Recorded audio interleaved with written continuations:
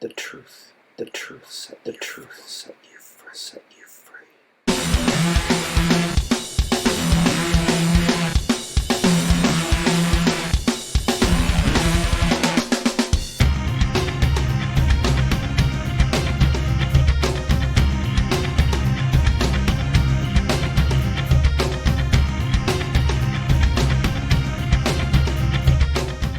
In an age of universal deceit, telling the truth is a revolutionary act.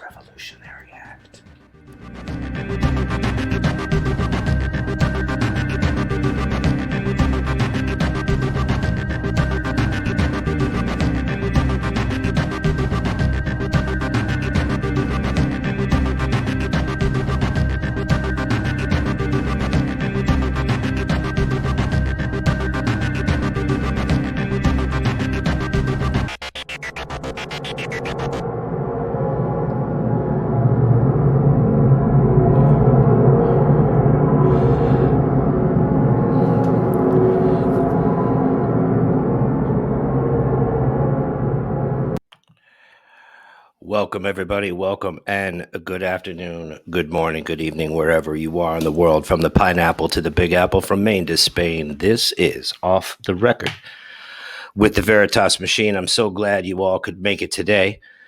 So good to have you here. Our guest today, Kaizen Bickle, the son of someone we've been looking at in the news, especially our Canadian friends to the north,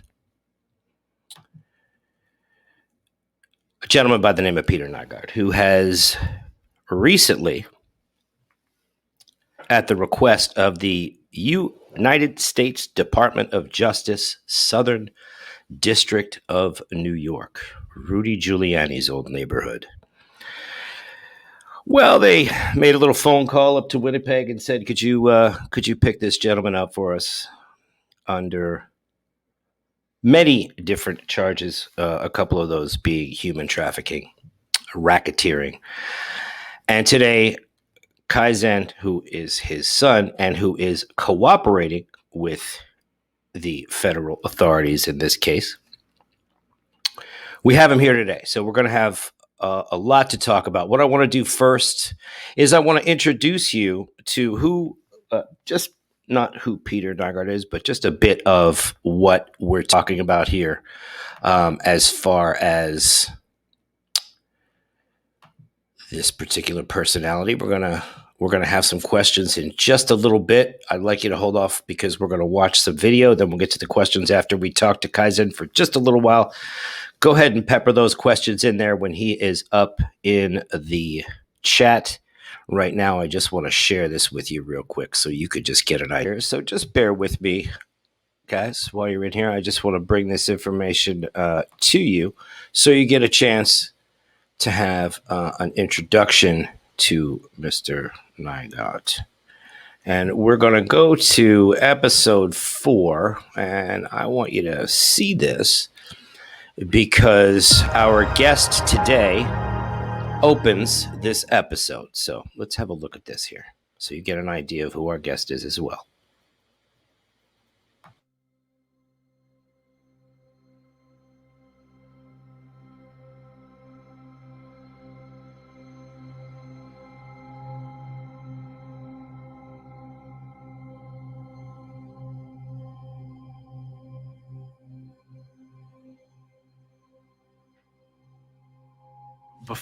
Before I came in here, I sat. I'll just be real. I sat in the car and I cried, and I said out loud that I'm sorry, but I have to do this. I want to let the survivors know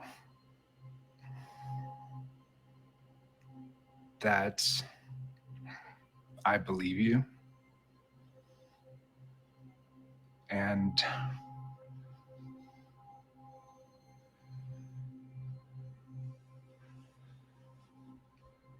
that we all have to work together to compile the evidence needed to actually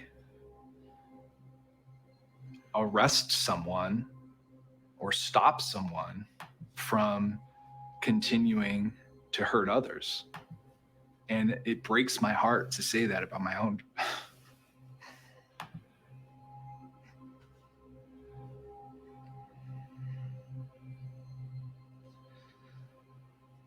It's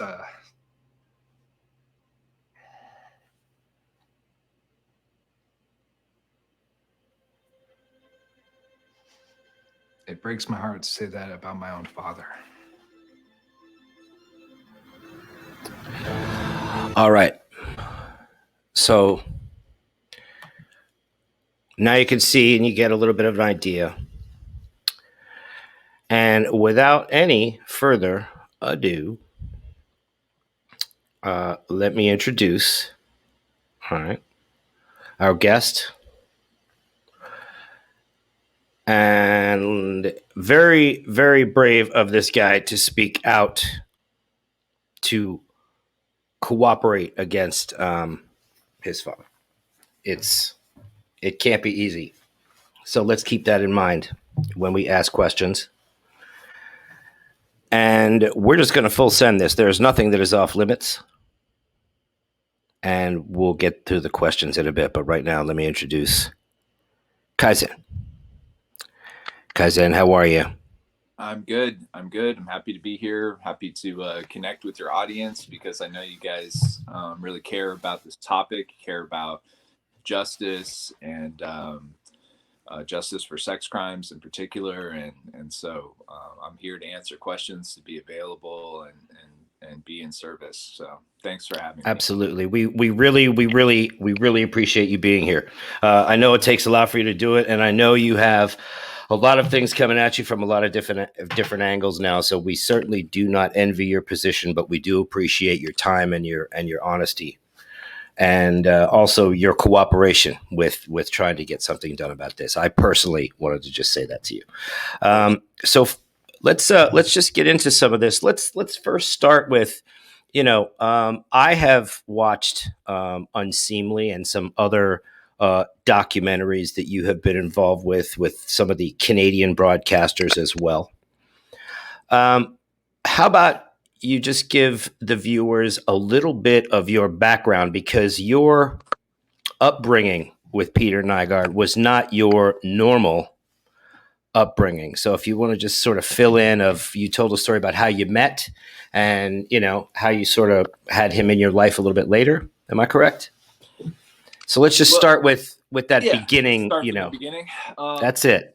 Sure. So basically my mom had 3 children with him. So we were all in the Bahamas when I was first growing up. 2 older sisters, and my mom left him when I was 3. He wasn't around very much as a father. Even then, he was traveling around and doing the whole executive thing, trying to act like he was a family man, but cheating on her and lying to her and doing all that stuff. So my earliest memories were of like fights and problems, and we left like I said, when I was 3. My family on that side that left were all in therapy afterwards. It was a very difficult beginning to like your childhood, and he really had a lot of negative things to say about my mom. She had things to say about him too, but she wanted to tell me about her complaints against him when I was older, so that I would have some semblance of like a fresh start with my dad, kind of thing. And so I basically would just see him really more when I was, let's say, old enough to travel on my own. And I would get invited to the house for like a couple of weeks in the summertime, maybe some time in the into the Bahamas. And so I was there really when Bahamas was starting. It was nothing. We used to refer to the house where Nygard Key is as the little house, because it was just a tiny little gatehouse there. And so we saw that build over the years. And at that time you don't think that he's a criminal or anything, because it's a completely different persona that's put out there. The persona that he has is like a flamboyant businessman, work hard, play hard. He would push out the narrative that it's all very transparent. There would be girlfriends around that would be around for, you'd see on almost every trip, for a few years, like his steady girlfriends. And but he didn't really have a ton of that around growing up, in the sense that that wasn't as in your face. It would basically be, when you would see him, it would be like family time. It would be like a weekend in the summer, it's family weekend. So it's pretty mild in terms of any of that kind of stuff. I grew up in a normal environment. My mom had to fight him for child support. We didn't get a big settlement at all. So I grew up in kind of like a lower middle class environment. My mom got diagnosed with stage 4 cancer when I was in 7th grade. So I spent a lot of time at a kind of a surrogate house, my best friend's house, actually. This guy, Billy Frank Jr., who became a civil right, basically a huge icon in Washington for Native American treaty rights, and is kind of revered guy. They're naming national monument parks after him and things like that out here. He was kind of like my dad growing up. I really love him and have a lot of respect, and I got a lot of my values and stuff from him. So I was really lucky to be able to be around Billy Frank Jr. And it was my best friend's dad. And my mom ended up surviving stage 4 cancer, but it wiped out a lot of her money, whatever money she had, which wasn't that much anyway. Nygard wouldn't help with anything. He's been really a jerk the whole way through with that. And I just tried my best not to hate him for that part. And, Right. Basically my friends didn't really know much about Nygard stuff growing up. Eventually I started to bring some friends along to my trips to the Bahamas when I was in high school. And obviously their mind is blown, because by that time the house was built up to the point where it was really considered maybe the world's most unique house. It was an incredible house when it was all before it burned. Just for the viewers, just to chime in here real quick, it was actually the house itself was approximately 4 acres, from what I understand. Yeah, the actual structure. Yeah, he basically turned it into a like a Mayan themed resort park with it was kind of like a 15-room treehouse cabana beach resort. Yeah, really I've seen some photos of it. It looked quite interesting. It's really interesting. Now looking back, all of some of the things that he had there don't look so nice, because I always thought, okay, man, you're like, he had like predators, right? Like the lions and the snakes somewhere and things like that. Right. At the time, you're like, oh, this is kind of cool. It's kind of edgy. But now when you look back and you're like, oh God, it just looks scary. Right. You start to pick up clues. You're picking up little clues, insights, I guess, to the psyche. But right. But so much. So when did you start to really? I mean, so then you went down to start to spend, do a little summertime down there. At what point did you start to get into business with your father, or were you, at what age were you hanging out sort of in the Bahamas and summering there? Because didn't you mention you started working with him at about 19 for the company? Is that what I understand? About 21. Like, so 21. Okay. So basically I would, I'd see him for a little bit in the summertime, and I'd been working.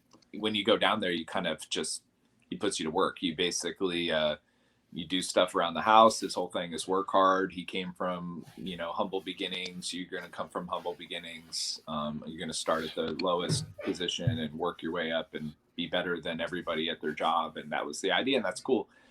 So I was into that part of it when I would be there, a lot of work. And then I would see him for like sports, things like that, maybe some dinner party. And then by the time I was 21, he'd been kind of encouraging us saying like, oh yeah, go to Nygard University, like Nygard.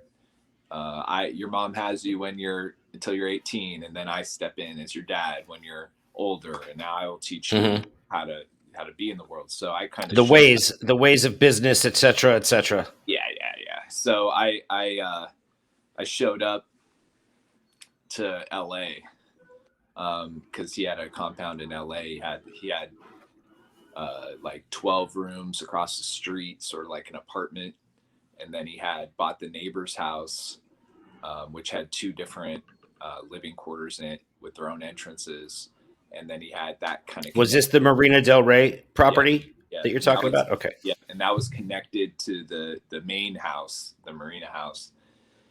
And so I ended up, he gave me one of the rooms in the neighbor's house. So I had like my own entrance and exit and my own space. So I was kind of like close to the house with some access to the house, but not in the house.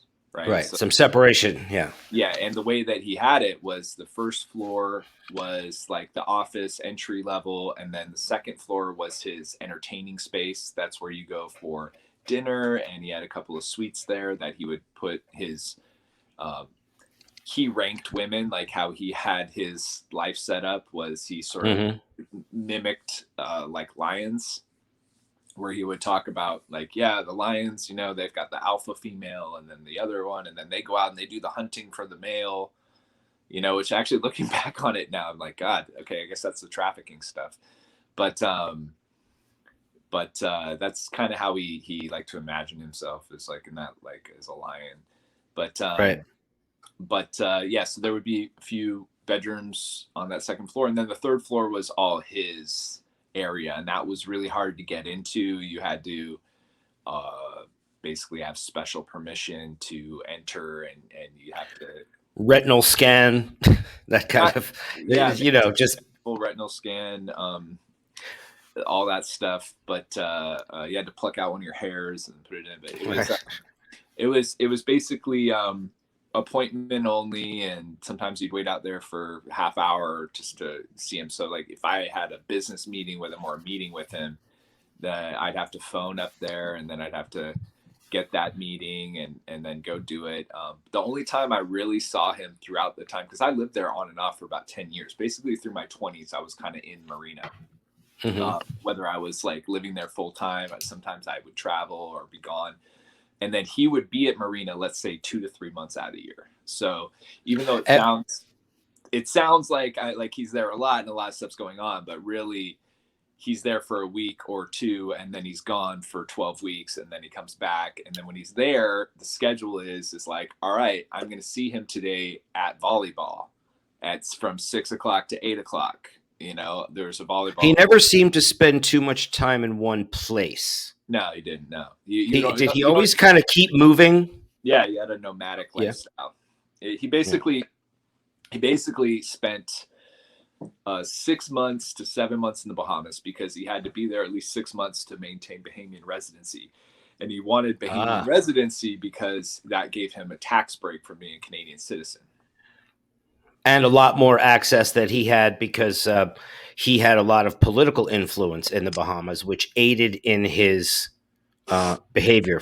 Is that right? Right. So that was originally the idea, but now after being in the trenches for the last year or so, you can see the pattern. And one of the key things that he used with the Bahamas was the jurisdiction. And he basically had officials and police in his pocket. And then Bahamas is notoriously not a good place to prosecute sex crimes anyway. So you combine all of that. And then there was a jurisdiction loophole that he took advantage of that we've kind of identified. And that's basically that if you get raped in the Bahamas and you're a U.S. citizen, let's just say a foreign citizen, like whether it's U.S. First of all, if you're a Bahamian that gets raped in the Bahamas, the likelihood that you can even press charges is slim to none, because you're going to go and press charges and the cops are going to threaten you maybe or something. Some cop's going to show up at the door and intimidate you. So that one is already a no-fly zone, no go. And then the other thing is like he was bringing Canadian women into the Bahamas, or American women, or other countries, and not Bahamian citizens is what you're saying. There's a loophole there. Yeah, non-Bahamian. So it's very difficult, even if you are a Bahamian citizen. But let's say you're to even get justice in the Bahamas. But let's say that you're a foreign citizen, like a Canadian or an American, that comes to the Bahamas, which is what he would do. He would promise the world to women that he wanted to get down there.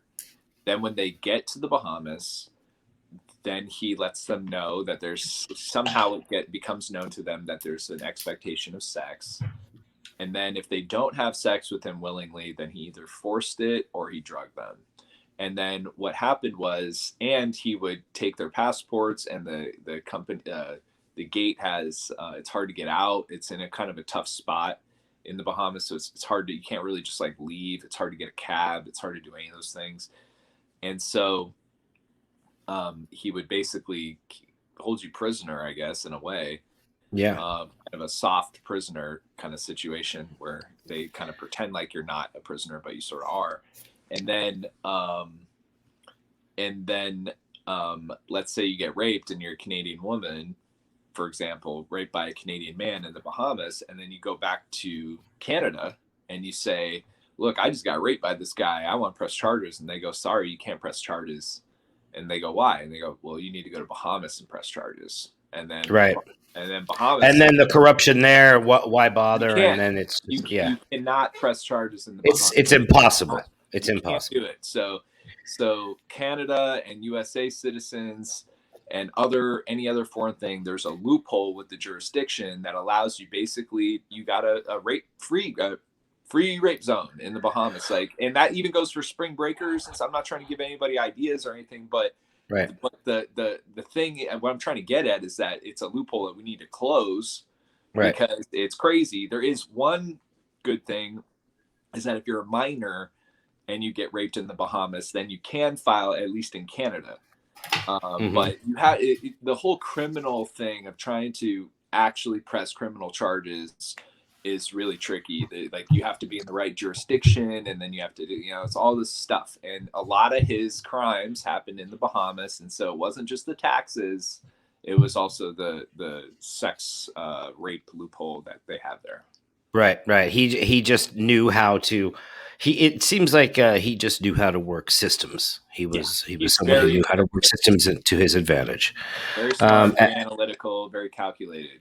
One of the things I wanted to touch on, speaking of some of those legal loopholes and some of the Bahamian girls and some of the Canadian girls, that I wanted to just touch on the topic of the stem cells. Yeah, that's a big one. And talk about some of his stem cell. I don't even know what to call it. This is a hot topic. I don't know. Work. I don't mean. What do you call it? I didn't mean to interrupt you. I interrupted you, I think. I'm sorry. Oh. The stem cell topic is a really hot topic. It hasn't really gotten that much coverage from me. And so in a way, me talking about it on here is like the first time ever, but like I probably know more about the stem cell thing than almost everyone, because right. What ended up happening was I didn't have a lot of, so I tried, just rewind for a quick second. So I got to Marina Del Rey.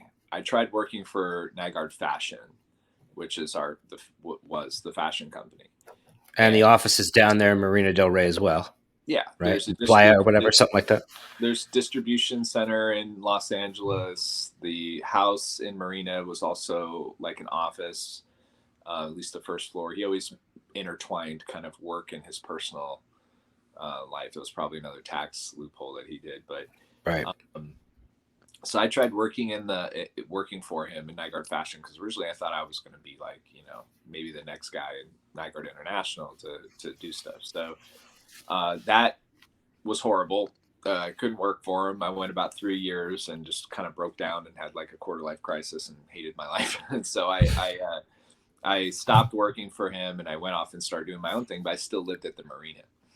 And because he was barely there, and I had my own place on the beach. I mean, come on, why not? So basically, and here's the other thing is like people might think, oh, you were at the marina, so you saw rape.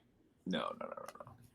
Like he Bahamas, Marina, any of those places, there he was extremely careful about what people saw and what information that they had.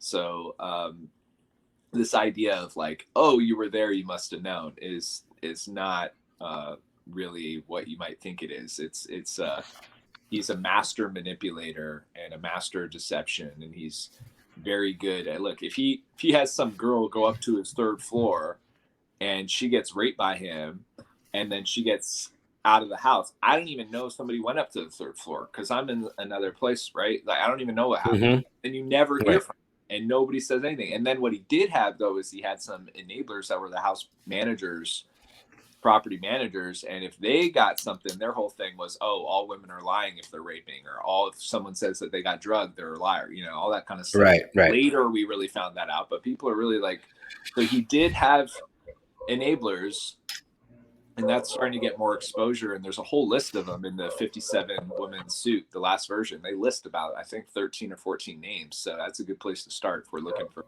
people to go after, or to question, at least just question, because we need to ask these questions. But it's very, very possible to be around him and not see anything. In fact, that's why he was able to get away with it for 55 plus years. I mean, he had stuff in plain, you know, he had a system.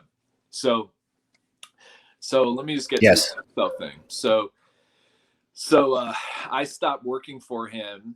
I'm like 24 years old, and then till about I'm like, let's say 27, 28. I'm still kind of around when he's there. I'll play volleyball with him. I'm trying to find ways to like work with my dad, you know, do something positive, Bond, something. Do something. Yeah. And so I get it. I was thinking, let's do like philanthropic things. Let me find like positive things to bring around you, and get his attention from just women and fashion to like maybe something else that could be good. And so I've always been into health and wellness. My mom being a stage 4 cancer survivor and a bunch of other stuff is like, it means a lot to me to your health matters. So for me, that was like that's a big deal. And basically Nygard, I call him Nygard now because I've like disassociated so much with him as my dad, because the guy that was my dad's kind of was based on a foundation of lies. So I don't even really consider that person I knew as my dad. I consider it as kind of like, you know, an illusion. But anyway, so Nygard, his mom, absolutely understandable. Sorry, I muted for a second there. Oh, it's okay. So Nygard's mom, her health started breaking down. This was, I think it was 2009. And I looked at this as my opportunity. It's like, hey, I can jump in and do something, because I'm in health and wellness. I know a lot of stuff about like what's out there and what we could do that's going to go above and beyond what the care she's getting. And I brought him to his first stem cell conference. And I brought him to basically a regenerative kind of like future of medicine kind of conference that he actually went to. I'd been inviting him to things, but he never went. But now, because his mom was hurting, then he was trying to save her. So he's like, all right, I'll go. And so he went. And that's when he kind of like opened up. And then I got him got him connected with a clinic that started giving him basically focused on longevity rather than just like reacting to a crisis. Like, how do we focus on optimum health? And so that's where he started really getting introduced to that type of thinking of let's say longevity and regenerative medicine and stuff, which is good. That's a good thing. I'm a big proponent of regenerative medicine, and I see a legit regenerative doctor who keeps my test levels at the right stuff and all that. I'm 50 years old. Mm-hmm. So, you know, in order for me to, you know, maintain, you know, there's a lot of positive things, you know, and you know, it helps with, you know, your at least the hormone stuff, but yeah, sure. So go ahead and tell me more about the stem cells. All that stuff for me, I was really excited about it, because I was like, wow, all right, cool. Like, we have something in common now. let's go. Like, you're like, this is good. This is good. This is good, yeah, right? like, good. Now you're focused on medicine, and maybe we can do something. So I worked really hard to try to help his mother, my grandma. And we ended, that's a whole story in itself. That was actually kind of it's just a crazy story in itself. But the long and short of it is basically that she went in for a procedure in Canada. It was supposed to be a day. There was a complication because they punctured some arteries, and now all of a sudden she's in ICU. A day turns into a week turns into 2 weeks, and every day that you're in ICU is another day you're probably going to die, because the longer you're on like a ventilator, not a good thing. So we'd found some stem cell therapies that were available in Europe that were actually like pretty good therapies for her condition. In particular for the area that was hurting for her, that needed to heal. There was a stem cell therapy to help the healing process, and they wouldn't do it. The hospital wouldn't do it, even though they were giving her like a less than like 1% chance to leave. So it's kind of like, we have a possibility here that's very low risk. Was that a legal issue at the time? Yeah, it's just red tape. It's just that it's just everything's slow. So like, it's hard to get cutting edge medicine. All the medicine you have access to is like 30 years ago is when it's like, it's just hard to be on the tip of the spear, and it's hard to have enough medical freedom to try something in that setting. So basically we ended up having to fly her to a third world country in desperation to get her access to some of these other therapies, because otherwise she was just for sure going to die. Yeah. And we did the same with my uncle. We took him to Mexico for similar reasons, Yeah. And so we got there, and she barely made it on the flight, and she ended up dying before we could do the stem cell therapy. But we saw the like little hospital kind of come together, where all of a sudden the nutrition IV specialist was there, and the stem cell guy was there, and the Western doctor was there, and like they were all a team, and there wasn't all this red tape, and it was an inspiring moment, because we were like, okay, this could be the future of how medicine could be. And so she died, and then that's when I kind of had a conversation with him, like, hey man, you're next. You're going to be the next one. I'm going to be doing this for you, in 20 years or whatever. Maybe we should. And then I pitched him on the idea of basically being a full-time scout for medicine. So, because I was like, instead of looking for all this stuff when there's a crisis, what if I was out there looking around the world trying to find all these doctors and technologies like full time when we don't have a crisis? Wow. And that's great. That's amazing. Yeah, and that was like a dream job for me. Right? Yeah, sure. And so he said yes. And all of a sudden I got bankrolled basically to travel the world, meaning like, and when I say bankrolled, I mean just flights and hotel and stuff. I didn't take a salary. I just got my Well, I wanted to just chime in here at this point and say, if people want to start to get some questions in as we're going, now we could just start to at least look at some of your questions and see what's going on. I'd like everybody to also let us know where you are in the world and where you're viewing from. Yeah, and also my when we talked, I want the questions. I mean, if you guys have anything that you feel is, really eating at you, or you feel that I'm someone that you're upset by or something, like, I want to know. I want the questions. I want to answer as many questions as I possibly can. So just know that. Right. You want the hard questions that people are asking in order to get through it. Yeah. So through this stem cell, and maybe through some of these discussions that we have, right, some other questions will pop up, but through this stem cell research, this was some of the more, this is the crazy part of this, is that it's something that could be so good, but in the hands of someone who is just not evil. I mean, just basically totally selfish, no moral compass, no ethics, zero. And so you take a concept that in one way is a good concept, like, let's say medical freedom, okay, I want the freedom to do to my body what I feel is best, and with my team, and let the chips fall where they may. Inherently, that's, to me, that's I think we'll advance medicine more if we do that, and it seems like we're going to make a lot of discoveries that way. And of course, I want to do to my, I'm the one that lives with the consequences if I do something to Right. my body. So I like that. But the big thing is that along with medical freedom, there has to be an ethics committee, because Right. and that was always the thing too. I mean, there was never a debate about that. He when we were first going, he's really good at saying what you want to hear, and maybe he was still learning this. But that was the idea, was like, yeah, of Right. course you have an ethics committee, and the idea was, Right. let's find a jurisdiction somewhere that we can go. And you got to understand, I'm like, I've got a dad who's worth $900 million, has his own plane, has all this stuff. Like, yeah, I want to do stuff like this because I think it's high value to the rest of the world if we can help create something that could advance medicine. That's my thinking. And I'm thinking, wow, I'm really making a difference here. Like, this is great. Mm-hmm. So, and wow, I finally got him off of this track to focus on breakthroughs. I'm taking this pioneering, like, really tough kind of push it forward kind of guy. And at the time, an even more controversial field, stem cell research, was something that was really during a time there really at the forefront of all of the mainstream media and alternative media. I mean, it was right out there because of laws being passed during the Bush, during the time of Bush Jr.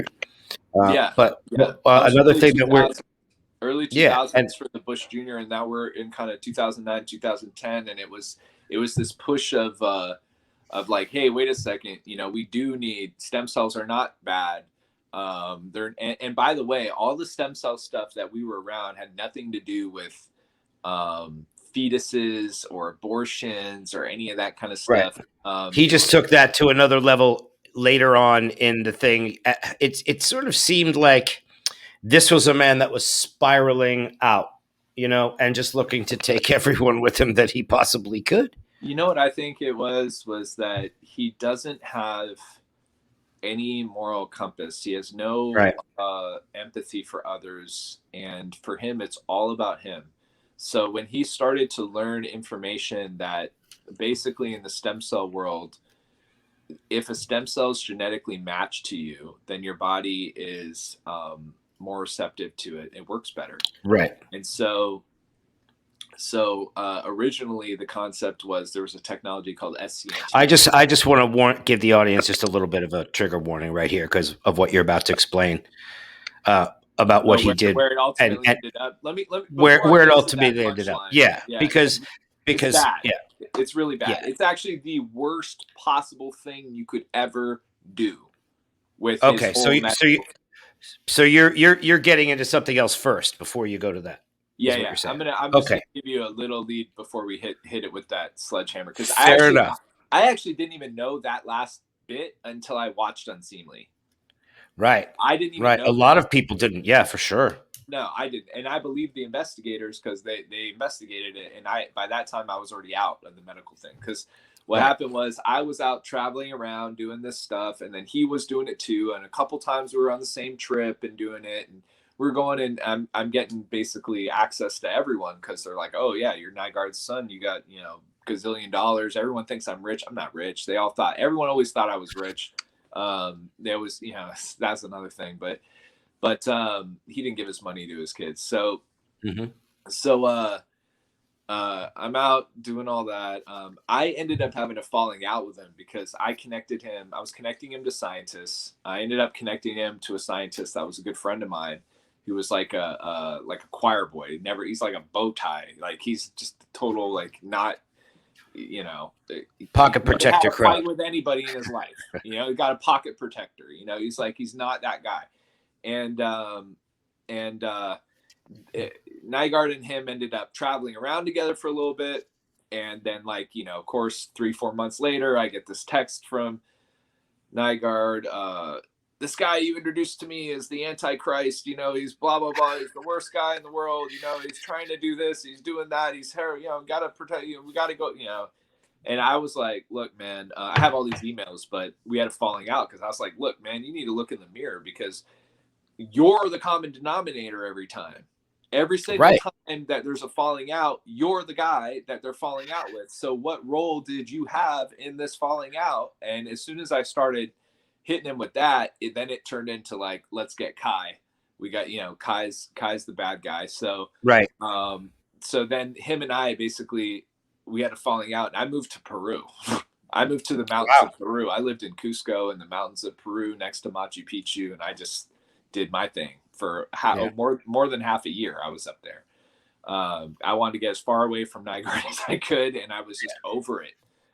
So we both went like this on the medical thing, and I kept going. Because I had already enough contacts by then where I already had some value, and don't you kind of have to chew the coca leaves there? I have to ask. The coca leaves don't make you high. They're just no, it's for the altitude, right? It's for altitude sickness. Yeah. Yeah, it's like cocoa tea, basically. It's I was up there. I did plant medicine like San Pedro and ayahuasca, and I did like my go to manhood ceremony because I'd never had one before.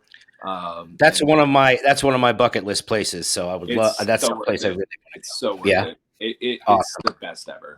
Like if you're into that, it's the best ever. But anyway, it's the Egypt of the Southern Hemisphere. So if you're into that too, then that's another podcast for another time. But we ever want for sure, I'm gonna go down that rabbit hole sometime. That one's crazy. I would love to. So basically, now at this point, Nygard's on his own. I'm not connected anymore to the medical. And and so he's off on his own with his plane and his thing and that. He's going to these different places, trying to, and he's wrangling up some really good scientists actually. And he's getting really focused on stem cells, and so that's fine. And then later, I would just say later down the road, this is the trigger warning. But he had this thing where when he would assault women or rape women or just have sex with women, even if he had a condom on, he would ghost them, basically pull the condom off at some point, and just because he's a very selfish person. So for him, the act of coming inside them or whatever was a big thing for him that he liked. And so he was doing that, but he was getting a lot of women pregnant. And then he would have and I didn't know this really at the time. This is the stuff that you don't hear as his kid. Right. This is the stuff you hear later from investigators. This is what you hear from unfortunately, and in documentaries, and or from women, some that have come forward to talk to you. Yes. Right. So we'll hit that. I want to hit that topic too. So and so basically he's into abortions. He's like, abortion, and that just goes to show you the ethics part and the selfishness, of that. But then I think he started to figure out, oh well, I'm gonna be doing these abortions, and there's all these cells when there's an abortion, because you have all these fetal stem cells which are powerful, and you have all these other, and if it's your baby, then it's half genetically matched to you. So then that means that the stem cell is more powerful because it's better. And he got into this thing, I guess, where he set up a clinic in China or something. He had not a clinic, but he had some lab in China or something. And he was, I don't know how many times this happened, but I guess he had women that he either impregnated or raped and impregnated, and then encouraged them to have abortions, but then they would do it in a setting where they would harvest the abortion for its cells, and then he would inject himself with those cells. And when you think about that, that's just kind of that's some Black Dahlia shit, man. That's this really, really, that's like raping someone and they get impregnated, murdering or aborting. Some people call it murder, some people call it whatever. Either way, it's a hard decision, really. That's a whole thing. And then, but let's just say murdering. Let's just say that. Yeah. Murdering the child. Premeditatedly. to Premeditatedly. to harvest it for its cells and inject it into you. That's like some evil vampire shit. Yeah, it really is. Like, It is some Goebbels, level, Nazi experimentation it's type Black of Dahlia. level. It's Yeah, Black yeah, Dahlia level. Like when I watched this podcast called Root of Evil, and it was about the Black Dahlia story. And I got into that Black Dahlia situation, and I learned like what that guy was the level that it was at, and it's that level. I mean, it's like you can't get like it doesn't get any worse.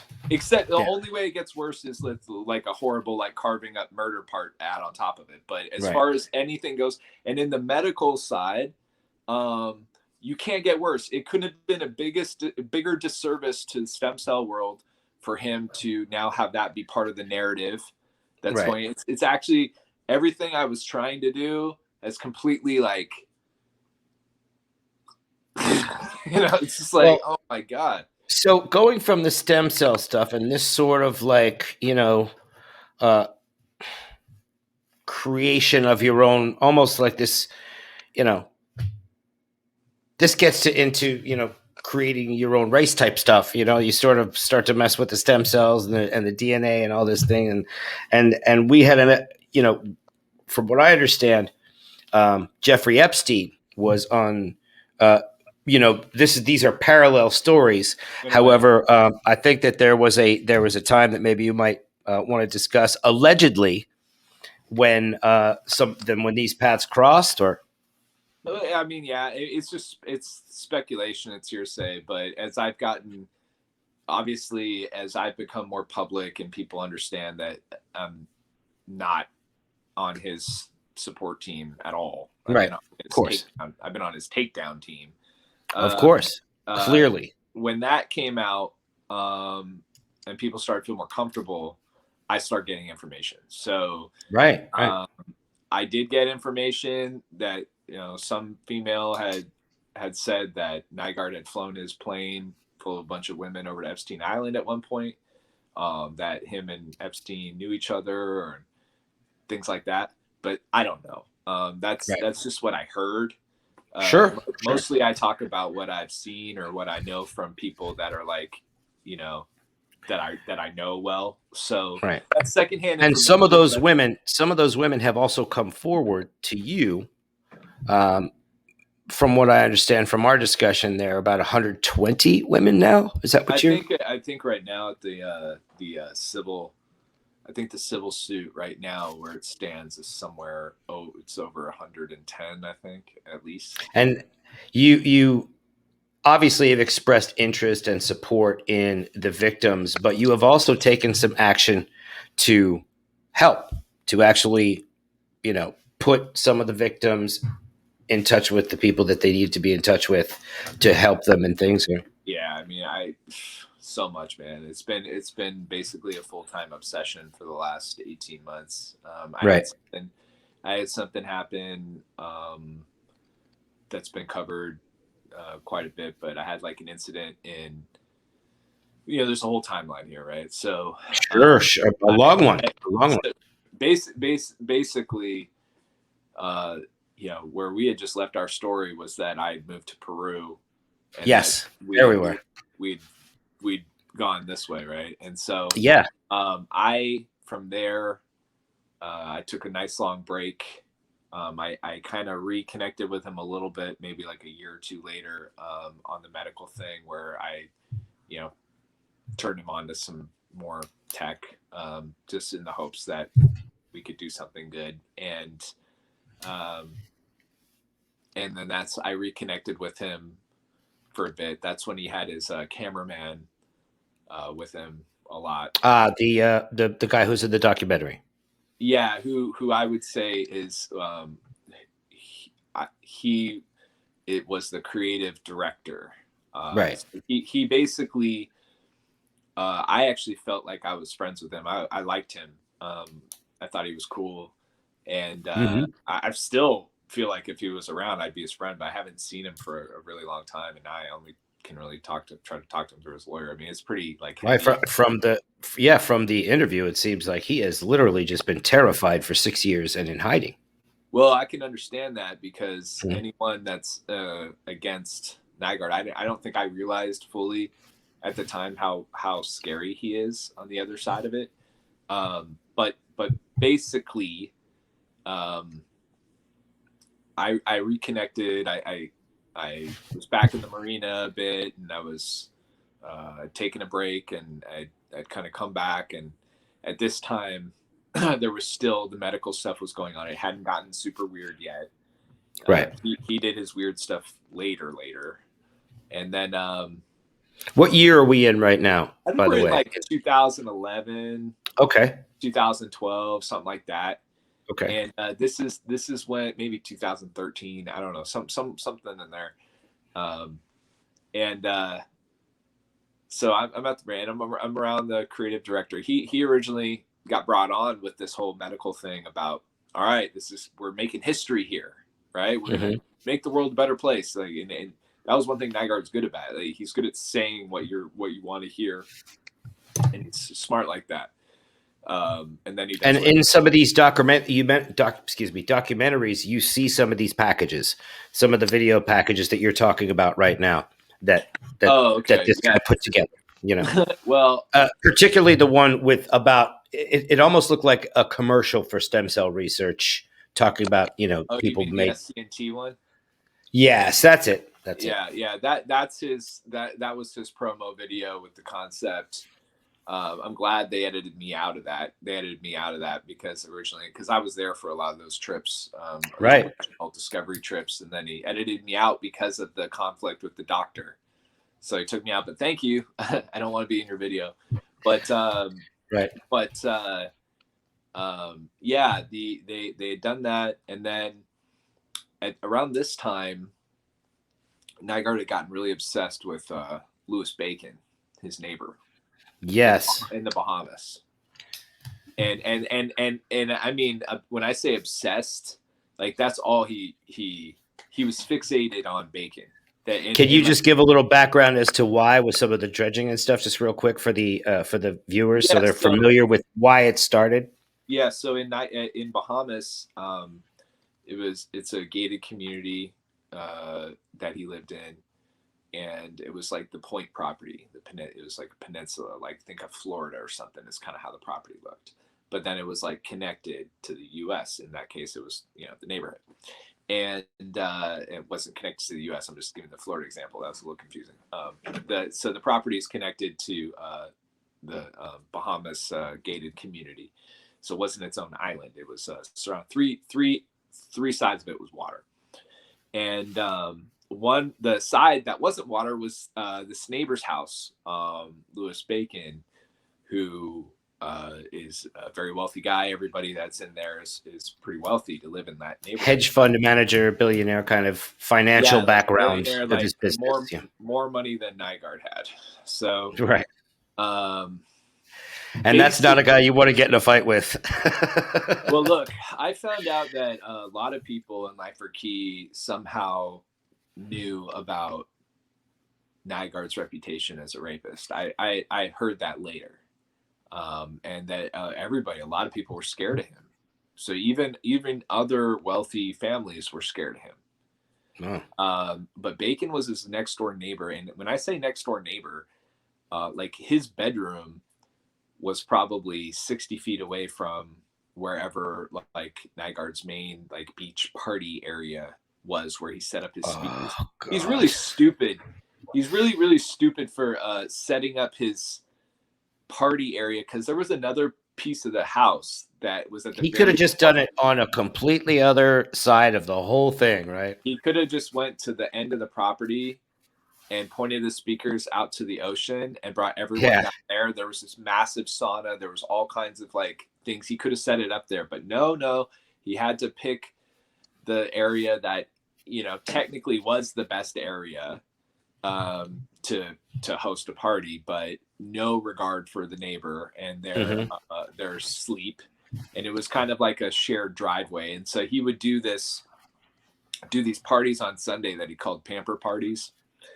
And that's when he invites, like, he gets his staff to invite a bunch of females to the house, and then they record everyone that comes in terms of like their info, and then they would like send it up to him.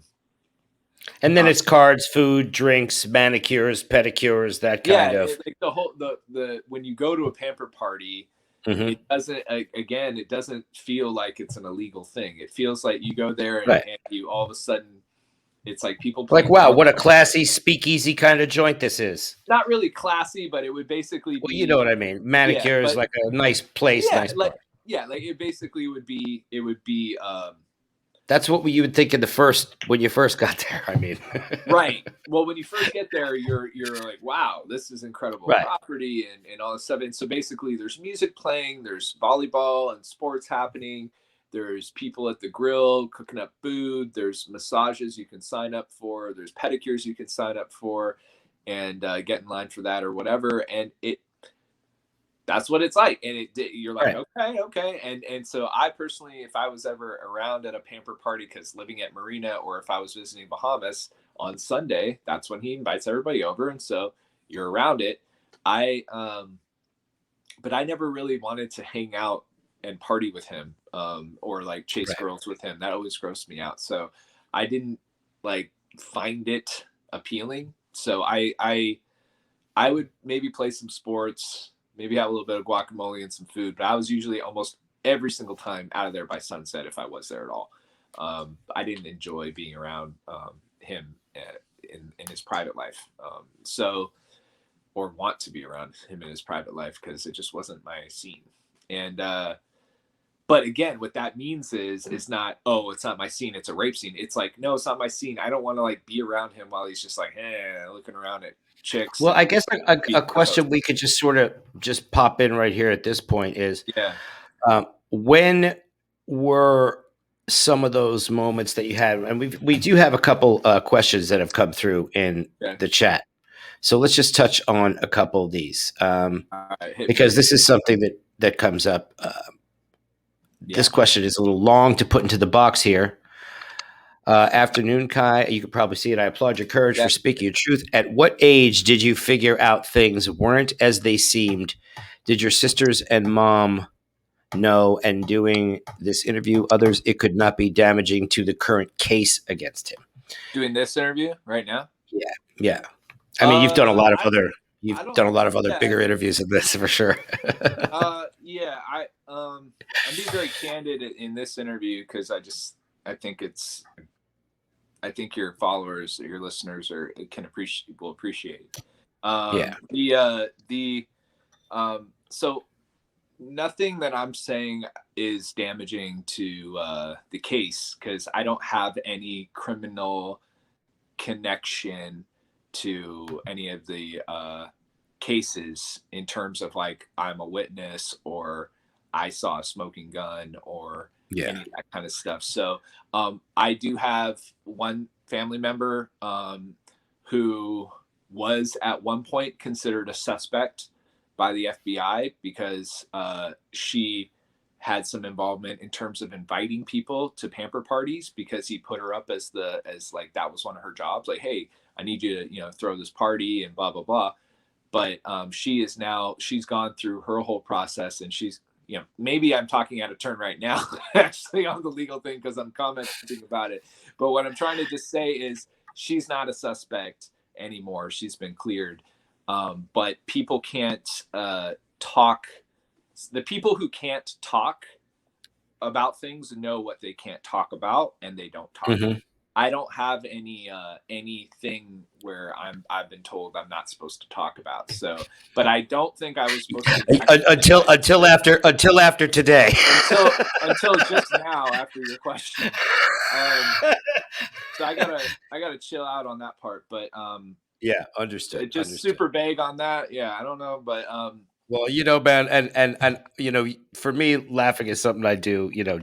I'm certainly not laughing at you or the moment, but what a crazy thing. There's been a lot of tears before, so you get to laugh at some point. But I've certainly been. Sorry. Yeah, I got another one here. Let me hang on, because I don't think I answered her question fully. So, Okay. Sorry. Let me put it back up then. There you yeah, go. because she asked about my sisters. So, Yes. did your sisters and mom know? And during this interview and others, could it not be damaging to the current case? Okay, so, You already got the legal part. yeah, the interview part I got. There's nothing I'll say in this interview that will be damaging to anyone's case.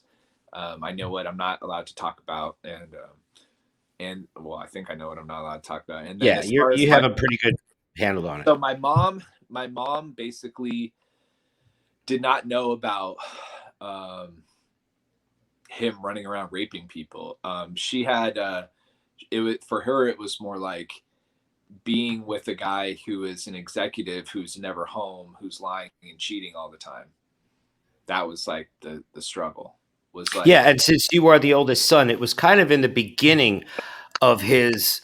This sort of got thing worse. develops over time, right? He got worse Yeah. because at that time he was still trying to act like a family man, and he was trying to tell her like, "Hey, I'm a family man. I want a family. I'm not into this." And then he's just lying and lying and lying. So maybe she saw him a few months out of the year, and she was living in a home, in the Bahamas or whatever. But he's bouncing around and he's playing her how Right. he plays everybody. So she didn't have a thing. She did have some things that she felt really wronged by, and that she thought that if they were proven, that he should go to jail, and that's significant. But she also didn't want to share it with me because she felt like it would damage my relationship with him, and it's complicated. It's just like it was Right. a hard spot for her to be in, because she suspected things, but she didn't like know. So it's and anytime that you're trying to prove a sex crime, it's like you have to know, because if you accuse somebody of sex crime, that's a really big deal. It sure is. So it's just really difficult. So she was not happy with him, but it was kind of a situation where my mom didn't like my dad didn't like my mom, and what was I going to do? I was trying to be Switzerland, I was trying Right. to stay neutral, and I told her, like, if there's something like really bad, like, tell me, like, I need to know. When I found out later, yeah, it was bad, but the problem was that the people that she felt were involved who really would need to say that something happened, they're saying, oh, nothing happened. Right. So, like, what are you gonna do? What do you right? do? Like, you don't have a really a line to go. And my sisters, like, no, they didn't ever know or think that, because he kept everybody in an isolated track. You get limited information. He's not hanging out. We're not all hanging out together. We didn't spend the year together. Like, Right. Well, this would be another interesting place to let people in the audience know how many brothers and sisters you had, and how that sort of played into what you're talking about right now. So Keeping everything separate. When I was 15, I learned that I had at least one other brother from another mother. And that was the first time I knew I had another sibling, but that sibling was 10 and I was 15. So that means that they hid it from me for 10 years. And that also means that his, like, enablers and executives that were close to him, that were, like, supposed to be our family friends, they knew about it too. Wow. They didn't tell us. So secrecy. And my like attitude was like, I don't want to be his judge and his jury and executioner over this stuff. I'm trying to just be an accepting and loving son. I'm a guest in his house. Right. An unusual cat. Like, I'll just try to deal with it.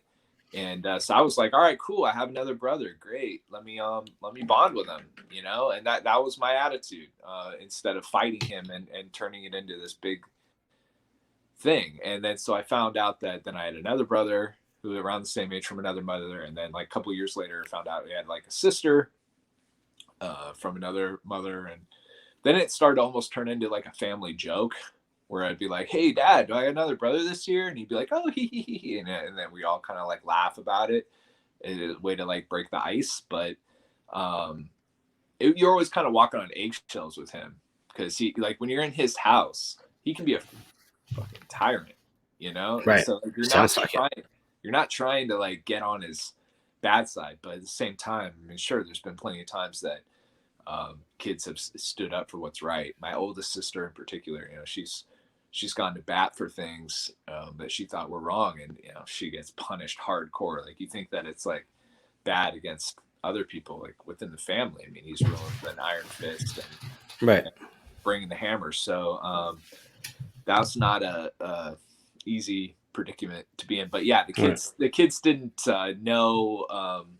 As I found out stuff, it took me basically till I showed up at a random dinner party after I hadn't barely spent any time with them over the past 7 years. Well, before I just want to pause right here because I know what story you're getting to. Just is this? I'm not are we in that two? story just yet? But it's Okay. It took me that long. It took me. I just wanted to. Yeah. I just wanted to touch real quick on the story about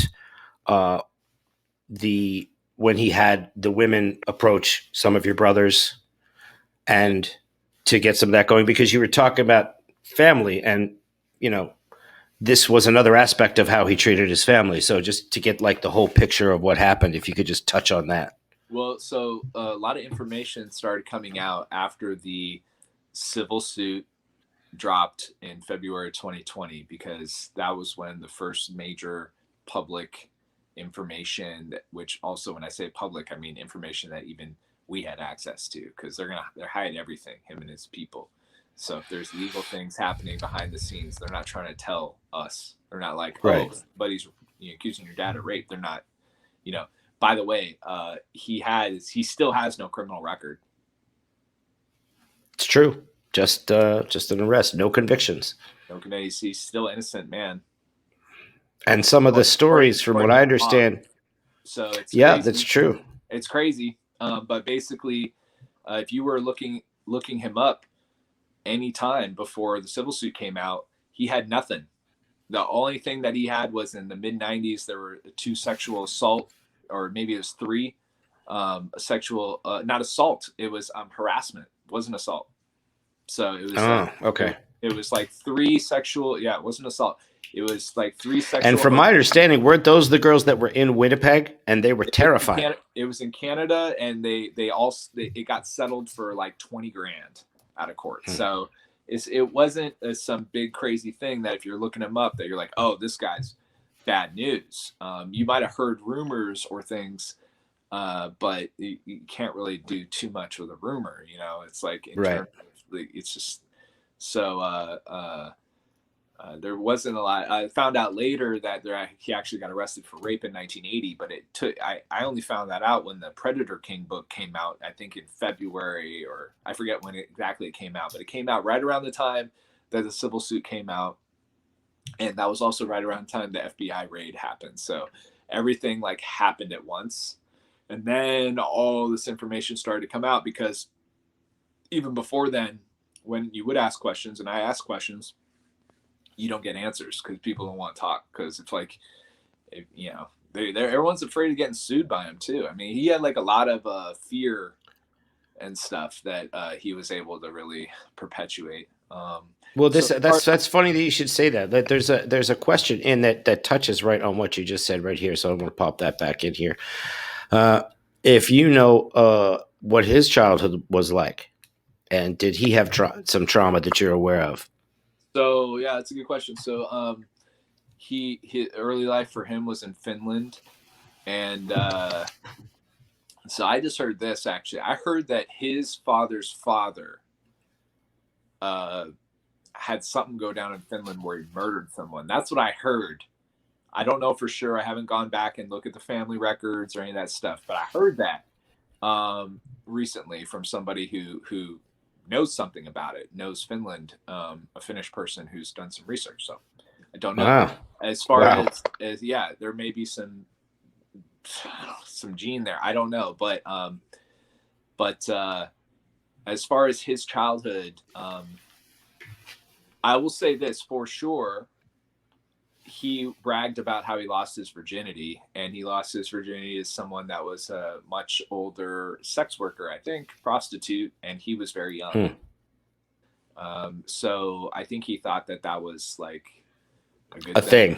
Yeah, it's Yeah. a good thing to do. And I don't know the rest. There's been some questions. I have some suspicions that I'm not gonna get into because it's pretty gnarly, and I don't have a ton of proof. But I do think that he definitely got exposed to some things that were not healthy at all in terms of his sexuality and his mindset about sex. And then when you also combine that with his nature, which I do not believe that he has a physical ability to empathize with others. And Right. there's been There are lots of bloodlines that actually that there's a history of bloodlines that genetically they try to remove empathy over time, right? This is one of the traits that want to be removed. Yeah, So it's just a thought interesting on that. because like I feel everything. I'm a very empathetic person. Me So too. it's an interesting thing there. But um,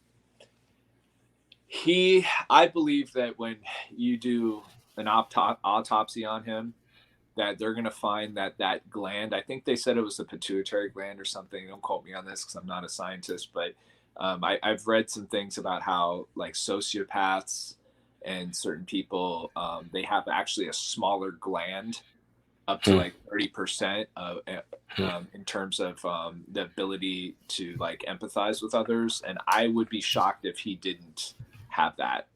Right. I don't think that, and unfortunately, this is another bigger conversation. But there's a whole thing how like there's a documentary called The Corporation where they show how like back in the late 1800s, early 1900s, like these rules changed for corporate America to where it's sort of in a way rewards that type of personality, that like ruthless, Right. certain personality, and they kind of took out the ethics part somehow and the Yep. social good part. And so it's kind of, they call it the blue collar criminal, or is it white collar criminal? I think it's white collar. White collar criminal. Yeah. Yeah. So the white The collar, blue collar criminal gets down with their bare hands. so the white collar criminal of just people that end up in powerful situations that have very low empathy and are very manipulative and do well under pressure. And he thrives under pressure. He thrives in those environments. And he just checks all those boxes, and he checks the narcissist box and all that stuff. And it took me a long time to figure out my dad was a malignant narcissist, but once I figured it out, then the advice is to run. And Right. so by the time I was 30, I ran. But it took me a while. So here's let's get to another question here for you. Yeah. It's been recently reported that a niece has been named as a person who helped him, or is that just bullshit news? Well, this is where it gets a little tricky because I don't think that's bullshit at all. I think that basically he had his niece. If you look it up, the niece you're talking about, her name's Angela Dyborn. She's her husband's Morton Dyborn. Those two have been the property managers for the marina compound, taking care of his personal and private life for the last. So he still has supporters. Well, the last conversations I had with Angela when I started calling this stuff out, she told me that, and because there was I heard from one of Nygard's friends that he thought that a girl had gotten drugged, a girl that he brought over had gotten drugged and raped, and this was after the civil suit had come out. So you got to be pretty full on to do that after the civil suit was out. So that was actually this key moment that really flipped me completely to where I was like, all right, let's talk to the FBI. Let's talk to everybody. Like I'm all in. Let's pick up the art of war. Let's figure out what we have to do. Cause this dude's completely out of control, psycho, rapist. So, yeah, I went to her and, and what was her, she was a house manager, you said? She's his niece. She's put in like the most trusted positions in all of his like companies. She's always the treasurer or the the money thing.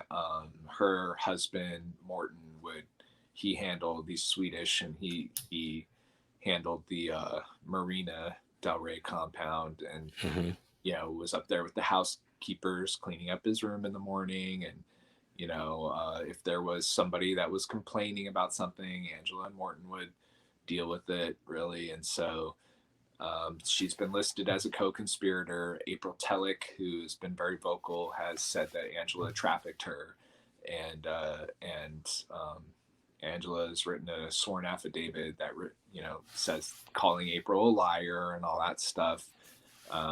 Angela's still listed on all of his companies that he claims he doesn't own anymore, and she's like his trustee. So are you concerned? Would you feel like those are his only supporters that he has left, or are there more that you could name? Or I think he has. So the fifth is, or the CBC podcast, Evil by Design, which I just did episode 7, Flesh and Blood. My episode. Yes.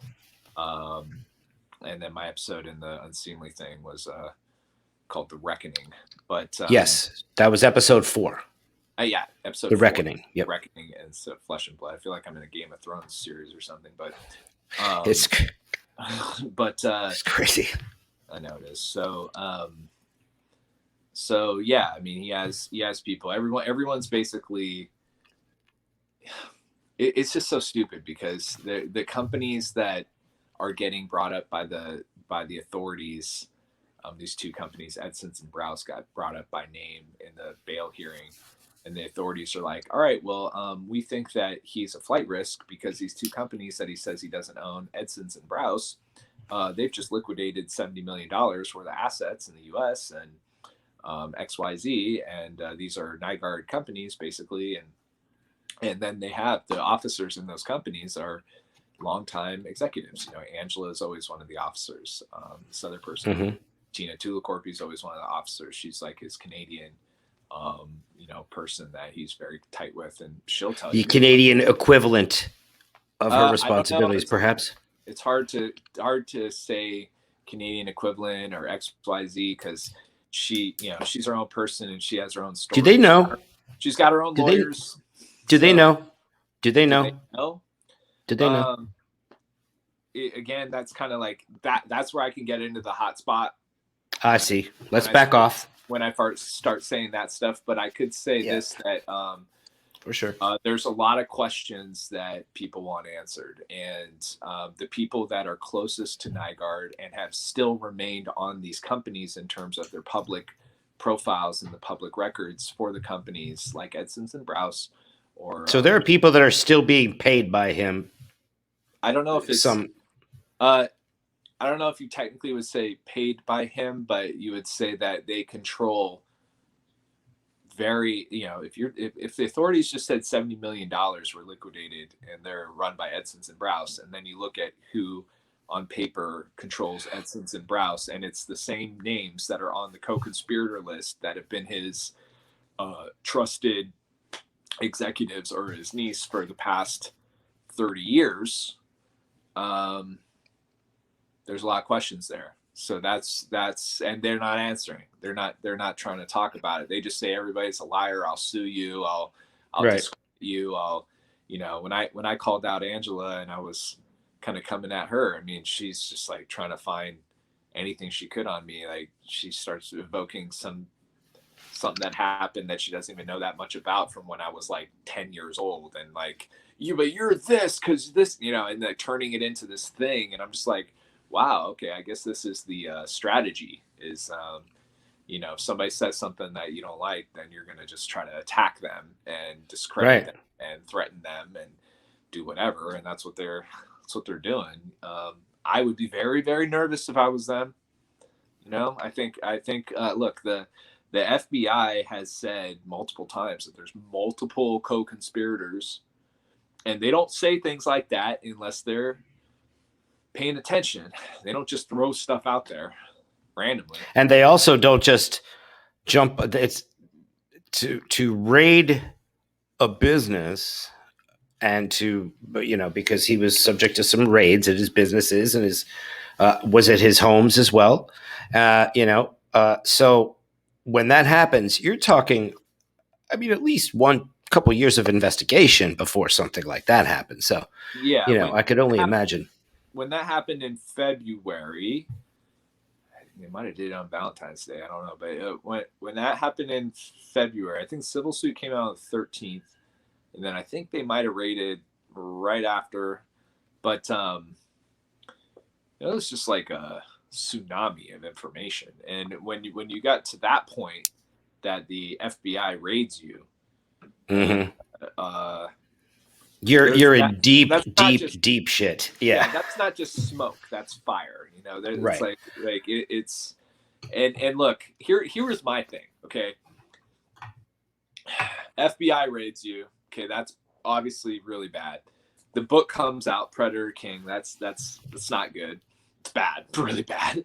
And then you come out with the civil suit, which was really bad. And that was at the time, it was 10 Bahamian women. Okay, now Wow.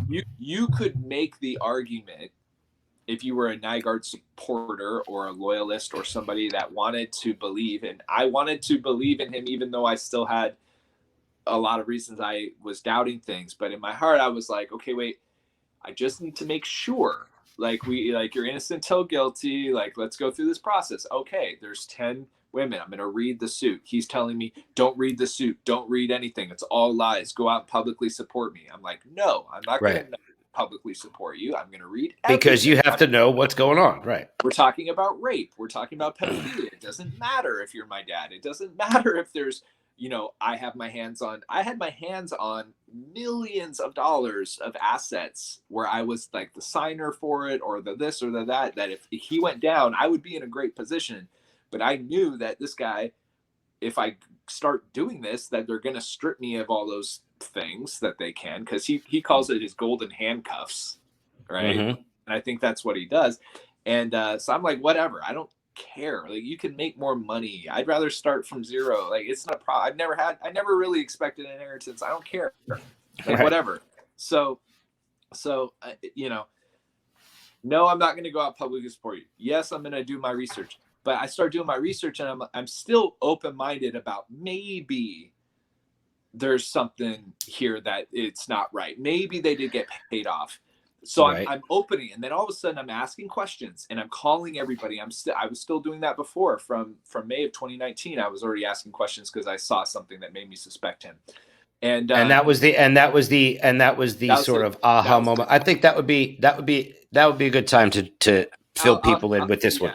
I'll hit that one, but yeah, just to this point, because that to me, when you told me that part, that was the real whoa. But I'm definitely with you. I'm with you. I had, let's just say before we get to that story, that by the time I'm in the place where the FBI has raided the house, that I'm already very suspicious, and I've already been asking questions because I already had something for myself that was already really, really off that I saw in 2019. So I already have my own process where I'm shook, and I'm trying. And you were getting avoidance, bullshit answers. You were getting stonewalled, gaslit, all that. Oh, they stripped me of whatever, all land and titles, and like whatever the king does to his people. Like, mm-hmm. I got all that punishment, and I got gaslit, and I got made to feel gulag, like crazy, all of it. So then we come up here, and now we're dealing with what's in front of us. The FBI raided, the civil suit comes out, the book comes out. I'm asking. Were you at any of the locations when they got raided? No, hell no. I was already. You were already out. Yeah. Okay. Oh yeah, that's right. The timing of it. That's right. Yeah. By the time I was 30, I'm 38 now. By the time I was 30, I was out. As far as I still had some connection on a couple little business things and some other, and I had connection because they had me in a position of authority on certain assets, but I wasn't physically hanging out with him or seeing him or living there or doing any of that stuff. I was like not into it anymore. And so basically my point of saying this stuff was that, as far as I'm concerned, for any of the people that support him, whether they're in these companies like Edson's and Browse, or Hilka Properties, or these different companies that are connected to this whole web, this big complicated web of Nygard. Once the second version of that civil suit came out, which kicked it up from 10 women in the Bahamas to 57 women, including many Canadians and Americans and Bahamians from the 80s, from the 90s, from the, and this whole thing in the Bahamas was, oh, it's the neighbor, the evil neighbor that you're in this fight with, that he's bad, he's behind it all. Once the second version of the civil suit came out, that's when it's very clear that, wait, this is not the neighbor. This is not like any of that. It becomes very, very clear that something is really, really, really wrong. And that if even one of those 57 are true, he should be in jail the rest of his life. So if you're someone that is still supporting his other businesses instead of, and figuring out ways to liquidate and move money around and do this and that, whatever the hell you're doing, like, that's already not right to me. Like, I think that whoever's in charge of that should be saying, how do we make this right? What do we do? You should get in contact with the civil suit. You should get in contact with the FBI. You should figure out what the hell's going on. If you can freeze assets, freeze assets. Like, it's not, like, stop this insanity that that was my whole thing. Any asset I had a connection to, I'm donating it to survivors and relief and blah, blah, blah. But my point is that, and I don't really have anything at this point, but if I did, or if I do, because there's some questions on things, that's where it's going. Because they keep trying to be like, oh, Kai's in this for the money. There's no money. Like, the people that have the money are like, the getaway car is still going. Like, it's the Edson's and Browse thing. Like, I don't, so my point is, I'm very suspect of that, of who's involved in the companies after the civil suit. Well, does Nygard have any power anymore? Does he have any power? And with these supporters, okay. Yeah, he does. What kind of power do you think he still has? Well, so it's hard for me to say, because I've been out of that loop. They stopped talking to me after I came out public in September 2020, calling him out as a flight risk and a criminal. So that's when all communication with him and his close people stopped. So, their lawyers are, probably looking at this. They probably have my name tagged online. So if you hashtag me on this, even when it gets posted out, they'll probably look at it. So fine. I don't know if that's good or bad. Probably bad. I don't know, whatever. But I don't pick up my phone if they don't know the number anyway, so I'm not tripping. Well, my point is that I'm not talking out of turn on anything. I think it's all. I don't think I think you really brought it.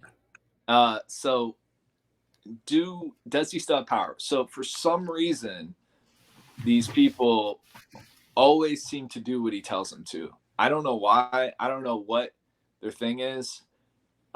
They might try to act like they don't really talk to him now that he's in jail and blah, blah, blah. Maybe they have something where they have, maybe in a way they like it that he's in jail, because now there's $70 million that they're sort of in charge of.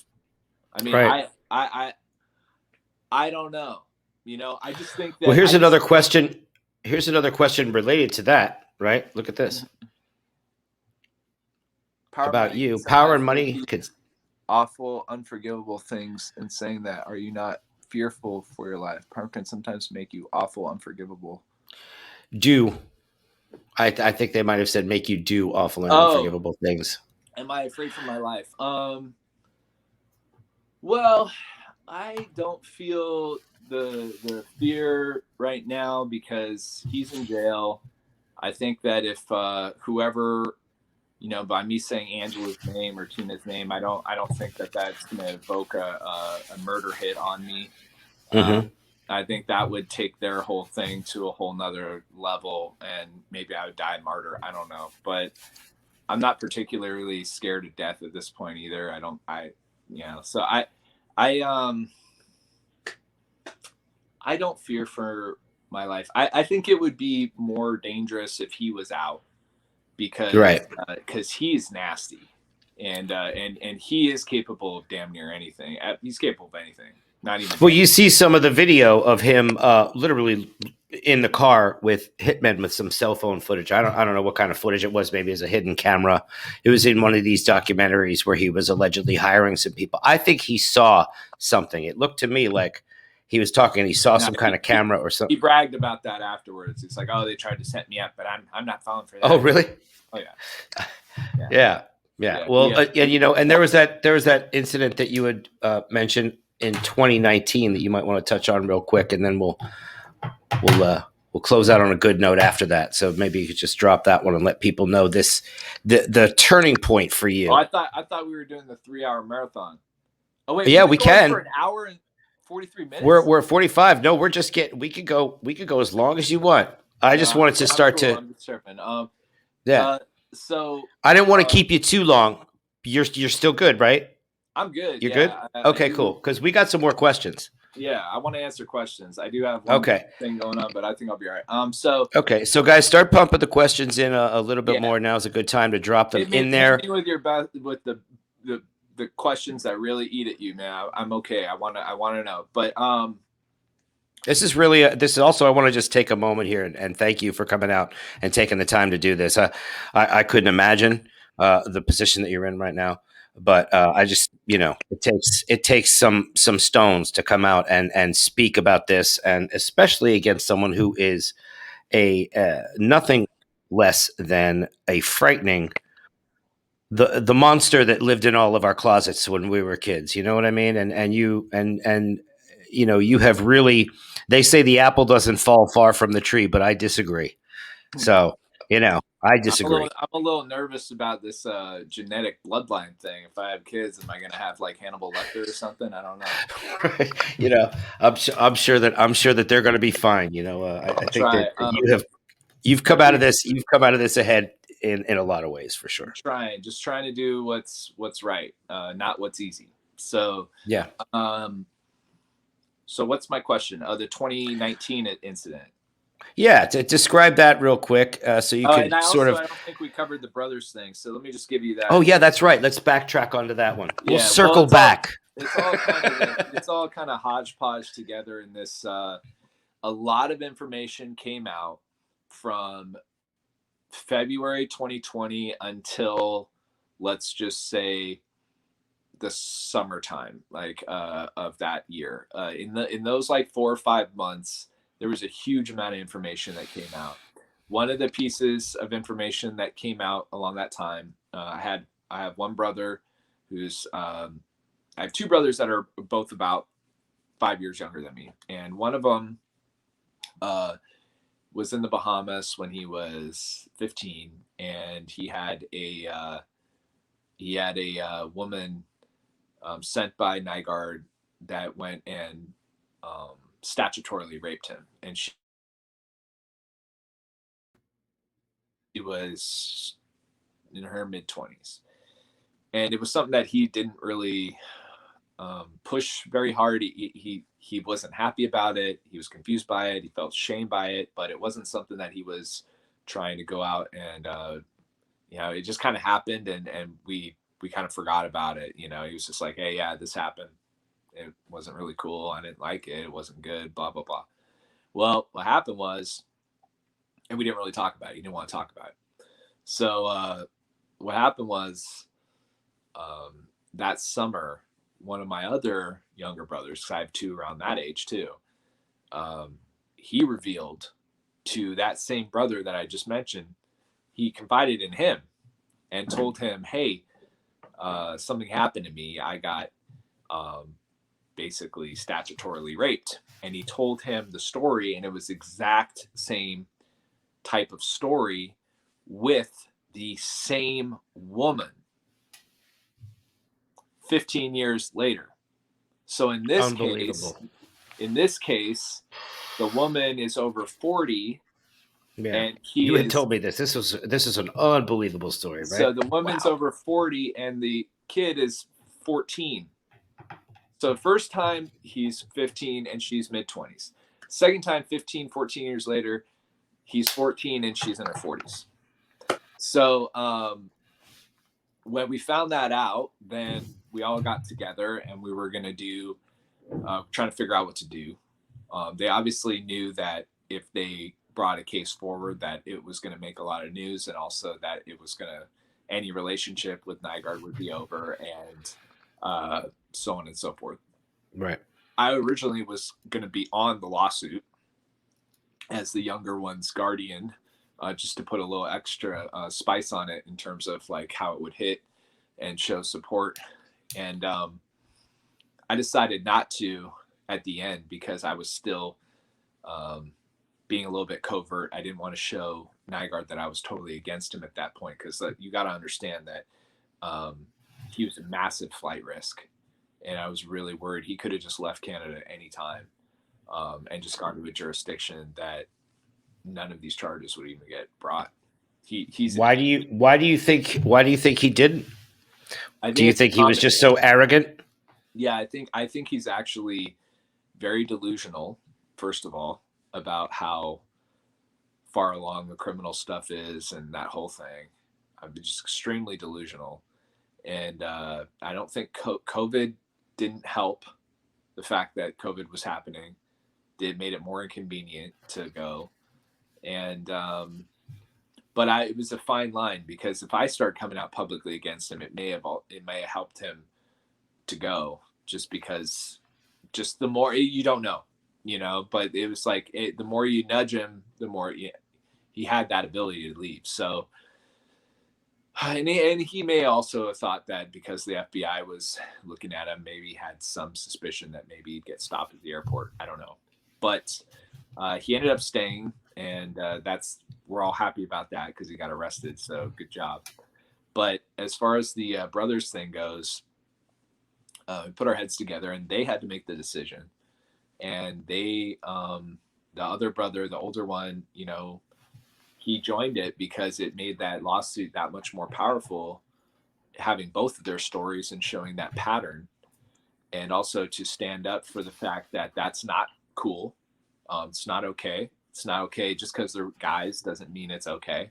Right. Exactly. That's a big thing that people, that I guess some people are still kind of caught up on. That they and that's the thing, is that for me, when I was working in a restaurant, I was 15 years old, and I had an experience with a 31-year-old waitress who was working there, and exactly what you're saying. Yeah, it's guys, and well, it's totally different or whatever, but it's the same thing. It's just like, it's just as inappropriate, Yeah, flip it to female, and everyone's losing their minds.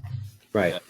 So it shouldn't. Yeah, it's not cool. It wasn't right. It wasn't good. It was bad. It was illegal. It was wrong. And so they did something very bold and powerful. They filed civil complaint with the same lawyers that did the civil suit for the other survivors, and it made international news. It was picked up by probably 15 to 20 major news outlets.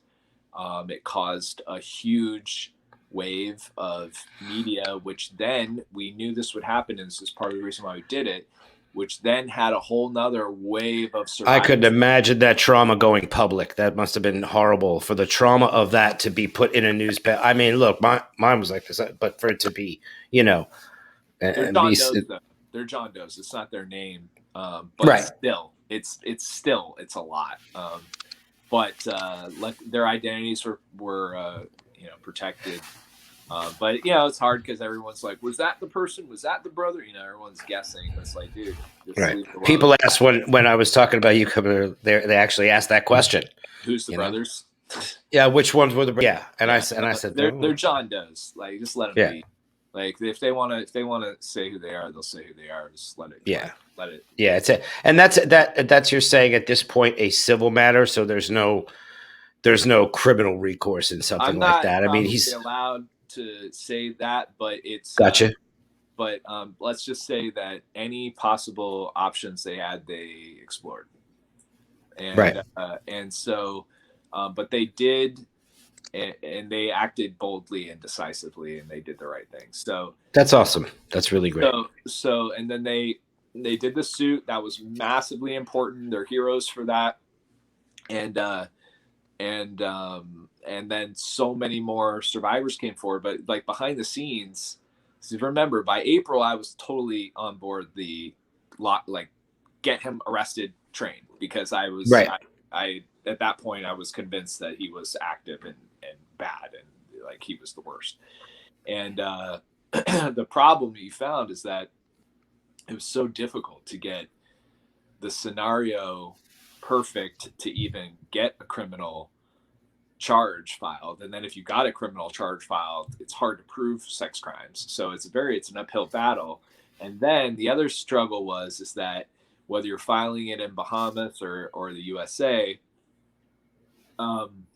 it takes a lot of time. So when we'd get all excited because more survivors are calling, I'm doing everything. A lot of it just full-time job every day. You're connecting dots. You're doing this. You're just doing every single thing that you can. That's what my thing was.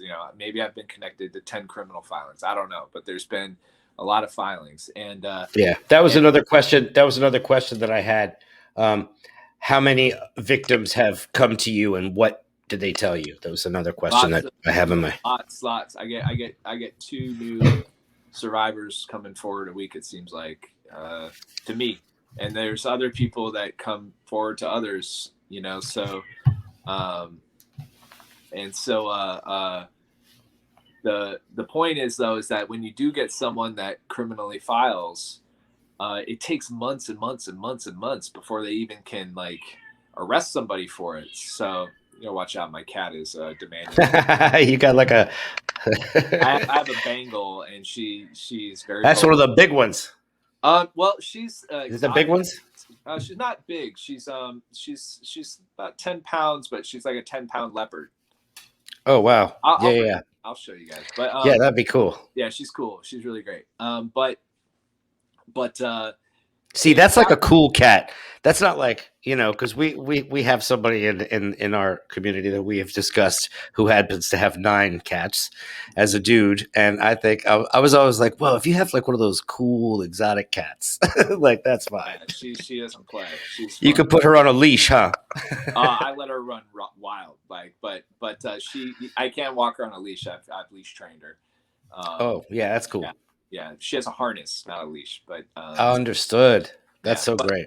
Yeah, but so as far as like shuffling, I'm probably not really supposed to say, but I could just say that when people come to me or to anyone else, whether it's me calling people that I know who now want to talk because they feel safer, or it's someone messaging you, it's just a constant process of directing them to the professional investigators, the professionals. Yeah. So whether do you feel like there are some people that really should come forward right now and it's in their best interest? I'm not asking you their names at this point, because I don't think this would be something that you would be able to name. But do you feel that there are people at this point in this story that would be best served to just come forward and be honest? Oh, absolutely. I mean, I've been saying that from the beginning, but I think that some people are just in so deep that their only option is to just. I feel like if they came forward, and said everything that they know, they'd probably have to do time. That's a speculation, but they probably, that's probably what they do. Look, if you have if the Bain guy's locked up, and all the assets are in your name, and that that if you go and say everything you're probably not gonna walk out of there with a get out of jail free card. I mean, wouldn't you probably just, and you're talking to his lawyers, like they're your lawyers, basically his lawyers.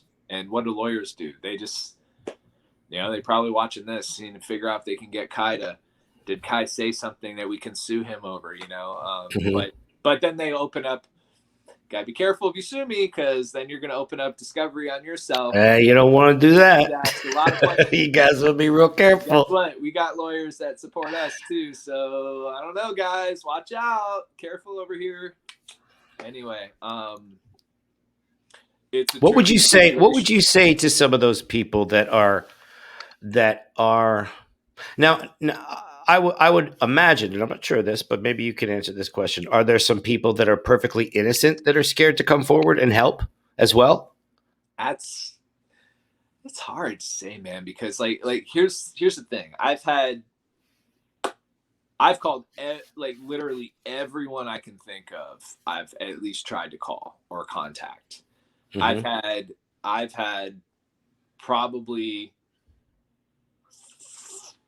20% of the people I've contacted just completely play dumb, as if they just have, oh, everything's wonderful, always been great, or been downright aggressive with me. F you Kai, you're the worst, whatever. Do you feel some people have been paid by him to be silent at this point? My speculation is yes. I think that there has been payoffs and promises made and trades made and assets passed over. That's my speculation, and I would be shocked if it was not the case. But I do think a lot of that stuff is going to come out because the DOJ, I know they've got Department of Justice, they've got they laid 8 charges. One of the charges is racketeering. That's a business charge. They've got a organized crime unit that's on this, a forensic accountant that's Yeah, on. that's the RICO Act. Yeah, it's the racketeering. They've evoked RICO on this situation, so they've got RICO going, and I don't. I feel Once like you have a RICO case, on you, I am telling you, you are not going anywhere. yeah, That's all I gotta say. My cat's hunting outside. It's pretty cute. So I think that they're. If I was them, I would be very nervous because I think that you are being watched. I mean, but look, I don't know. You don't really know with the FBI doesn't tell you anything. Right. I'm pretty confident in them that they're doing a good job though, because they did arrest his ass, and that's good. And they hit him with these. Well, finally, they've done something right. At least on this case, a broken clock is right twice a day.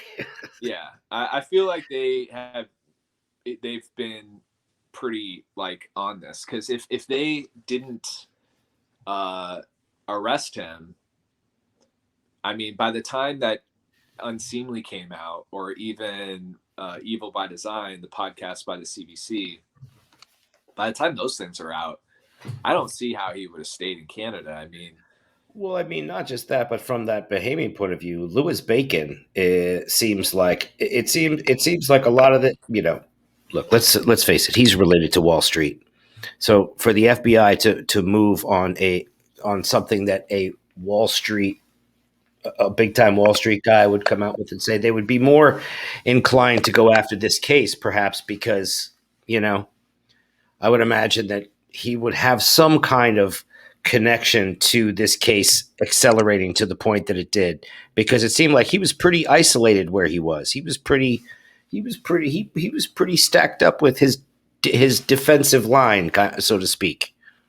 Yeah, well, so do you think anything would have happened if Bacon wasn't involved?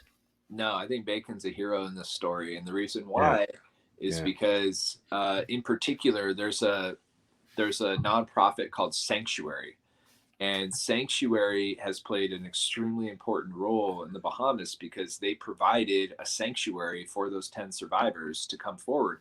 One of the survivors, her house. He has a full-on organization that does that, if I'm not mistaken. Yeah, Bacon contributes to it. I mean, Bacon contributes to that organization. I don't know if he's the only one or not. He also contributes to Save the Bay, which was another one that got into it with Nygard about the environmental stuff. Are they trying to twist Bacon helping these victims into saying that he's paying them off? Of course. Yeah, that's of course. Nygard's trying to do everything that they can to inject, doubt into the situation. And so they're like, oh, we've got proof that he paid somebody. And I mean, it's like stupid, because even if somebody got paid. Nobody's paying these people from all over the world. I mean, you got people coming forward with rape stories against him for the last 50 years. Right. Give me a break. From what I understand, back to when he was in high school. Yeah, I think even I heard that in high school that someone said that he like assaulted someone or something, like is what I've heard. So right. But look, you got people on the record from 40 years ago talking about stuff that happened in the 80s or the 70s or whatever, and the reputable people, and they don't need to do this. So look, like, yeah, the guy at this point, at this point, it looks like he is going to go down in history as maybe the biggest sex predator criminal in recorded time. That's the level of how bad it is. That's what Lisa Haba has said, and she's one of the civil attorneys, and she's very on point. She's tenacious and she's very sharp, and that's I mean, he's right up there with they're all in the same league as the Brunels and the Epsteins and they said he outpaced them by a lot. And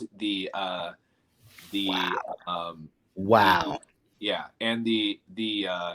Wow, I just got that just actually gave me goosebumps when he said that. That's unreal. That's reality, and it's actually at the end. That is chilling, literally. At the end of episode 7 in Evil by Design, my episode, Lisa Haba ends it by saying that, and that's going to be one of this enabler stories.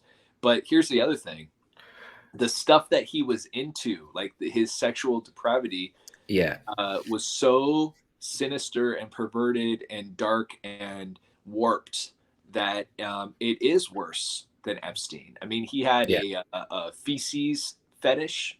Found out. So imagine, somebody getting drugged and raped and sodomized, and I don't know what he's doing, if he's rubbing feces on himself or on them or whatever. But I mean, it's like the worst kind of situation. It's just so warped and awful and horrible. It's like basically the worst kind of things you could ever. Right. You could not possibly describe something worse. Like, exactly. I'm reading it. I'm like, this is your private life? Like, what the fuck? Like what? I didn't even know this was a thing. God. Like, put some garlic on his neck and lock him up or something. Like, this dude's a vampire, psycho, like werewolf. Like, what the is this guy's deal? So, imagine being some poor 14-year-old or 15-year-old. Right. And then all of a sudden, that's what you got to report. Oh, he did this. Like, who wants to do that? Go out and talk about things that are the most vile and it's the degradation of it is enough as it is. Yeah, that's his thing. Degradation. That's just like, I'm gonna shame you. I'm gonna make you feel like the worst. Like that was what he was into. From all these reports of alleged accusations, I guess I have to say, technically. But look, I'm so happy that the DOJ actually put out an arrest warrant for him, and I'm just hoping that they can get him extradited to the USA soon.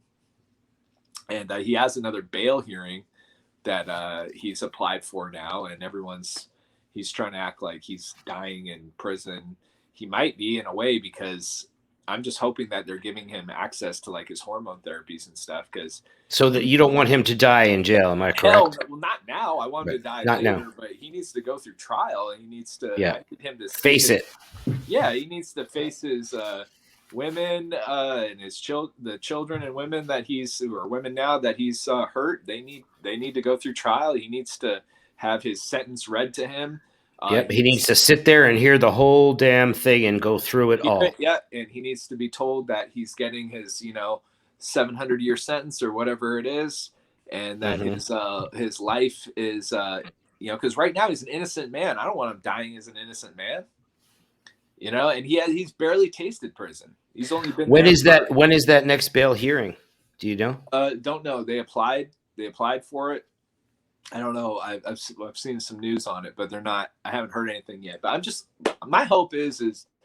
I mean, why would they let him out now? For medical reasons? So is basically the argument that they're making is that he's dying in prison because conditions in prison, COVID. He's not convicted. Yeah, yep. It's an Yeah. extradition thing. Extradition. I don't know exactly the right word to pronounce. Same thing. Depends on where you're from. Potato. I always have this Yeah. weird hair, by the way. It always does this weird thing on me. Anyway, Barbara kind of got me last time. Okay, you won the war, but you didn't win the battle. No. I'm coming You back. won the battle, but not the war. Wait, I'm not coming back. I'm coming back? I'm tired of doing the wave, man. But anyway, it's cool. So yeah, so it's tricky for Canada right now as far as, but look, the judge denied him bail the first time. And so they're coming back and they're saying that they've gotten now the extradition papers, and it's going to take them hundreds of hours to go through him with their client, and that's impossible in prison. And also that he's a high. Well, because I understand that are there private attorney rooms in Canada where you meet with your attorney privately? Oh, okay. No idea. I don't know anything. All I know on the Canada side is that I've been trying to find out ways to get information, but it's so hard. So I've been trying to plead and get and plead for him to have access to his hormone therapies and stuff. Do you know any bail bondsmen? I don't know anything. No, you might want to ask a bail bondsman. I don't know what a bail bondsman really is. Yeah, when we get off here, I'll put you in touch with somebody that might be able to help. But basically, he's in Canada. He's there, and the whole thing with hormones is if you've been on testosterone, for example. I'm very aware of this. And let's say he had his levels also are very high above. From what I understand, he pumped a lot of extra in, and I saw this on one of the documentaries that I watched last night. Is that his levels are twice what they normally should be, which is in itself could bring psychosis in a sense. Yeah. But when you don't have them, you do get depressed and Yeah. So he had his levels up to at least where like a healthy 22-year-old was, if not higher. he pushed that, and that's fine. Like when I saw him, well, it's not fine. It was fine in the sense that if he's at a 22-year-old's testosterone, that's not the end of the world. If he doubled down on, I understand that. Well, I understand that his levels from the that's researcher or investigator. You don't know that. Like the guy that said that, I don't know. If do you know what I'm talking about? I think I know because he said he had like 2,000 something or something. He said 1,000 something. Okay, so he shouldn't really be saying that. Then is what you're saying. I don't know. Was he there? Okay. Was he there? Does he check his blood work? When was the last blood thing that he checked? I don't know. Okay. Right. Hard to check blood stuff anyway, because that's medical records. Yeah. Too. I mean, that was my thing. Yeah. Is that even I was helping him for a while to try to, live longer and healthier. And I didn't, he hid everything from me too. So how does anybody know? Right. But I think that my point on this is just that if you are on hormone therapy and you stop, then you do break down quicker because your body doesn't produce it, and all of a sudden you get really frail really quick. And I don't want him dying in prison like that. I would much rather they just give him his damn testosterone shot while he's in jail and give him a little extra whatever he needs so that we can all, rest easy about him dying, because nobody wants to see his ass die in jail next week. Right. Nobody wants to see him that would be horrible. I think that would be the worst thing that could happen. Nobody wants him out. So like it's a tough thing. So I hope that they figure that out. That seems like common sense to me. Let's just hope. We can only control what we can control. I don't know. But yeah, my brother's thing. So then get this, just to put a bow on that. So my brother's situation, then I'm like wondering to myself, like, why wasn't I like targeted in this situation? Like, why did it happen to them and not to me? Not that I wanted it to happen, but just like why? Right. And found out later, like a month or two ago, a woman that I knew from one summer there that I thought was his girlfriend. She said she wasn't. She was sort of just like there at the house for a month, and he was trying to sleep with her, but she wouldn't do it. And then, she was like 27. I was 13. And he and I would like go snorkeling with her, and she was kind of my friend when I was at the house.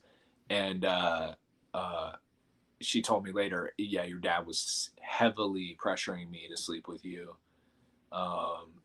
really pushing me, almost like to the point where he's like threatening me. Wow. And so basically I was targeted.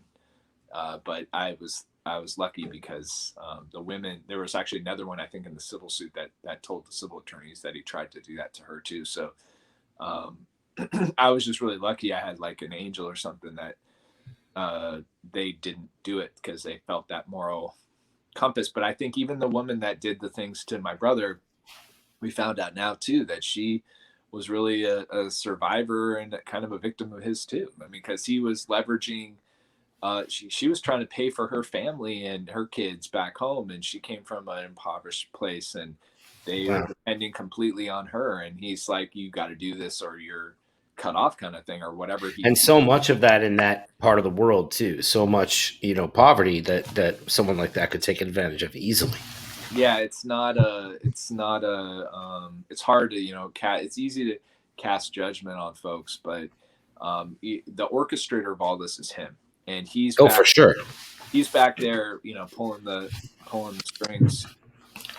I mean, but it just must have been so difficult for and some of the stories that I heard that they would see like, wow, they were taken and impressed by the man, the myth, the legend, the money, these kind of things. They were that's what hit them first, and then some of the stories from the victims that I saw were okay. Here's the smooth part, and then they hit you with it. If it's not in your drink, but by the end of the evening, right? Yeah.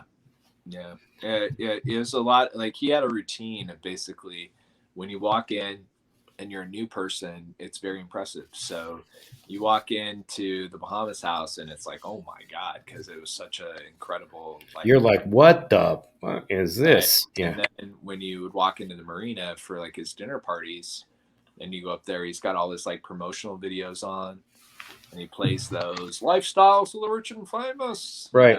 I'm Robin Leach. Yeah, and they he would make you look at it, right? He would quiz you on it. It was so annoying going to dinner. Like I actually got like so over it because it was just the same damn thing. I'm like, how many times do we got to watch this SCNT video? How many times do we got to watch Lifestyles of Rich and Famous, man? It was just like, but it was his routine of, this is my pattern to do my seduction routine and my little thing. And it's like, it's just to impress whoever the new girls were. Mm-hmm.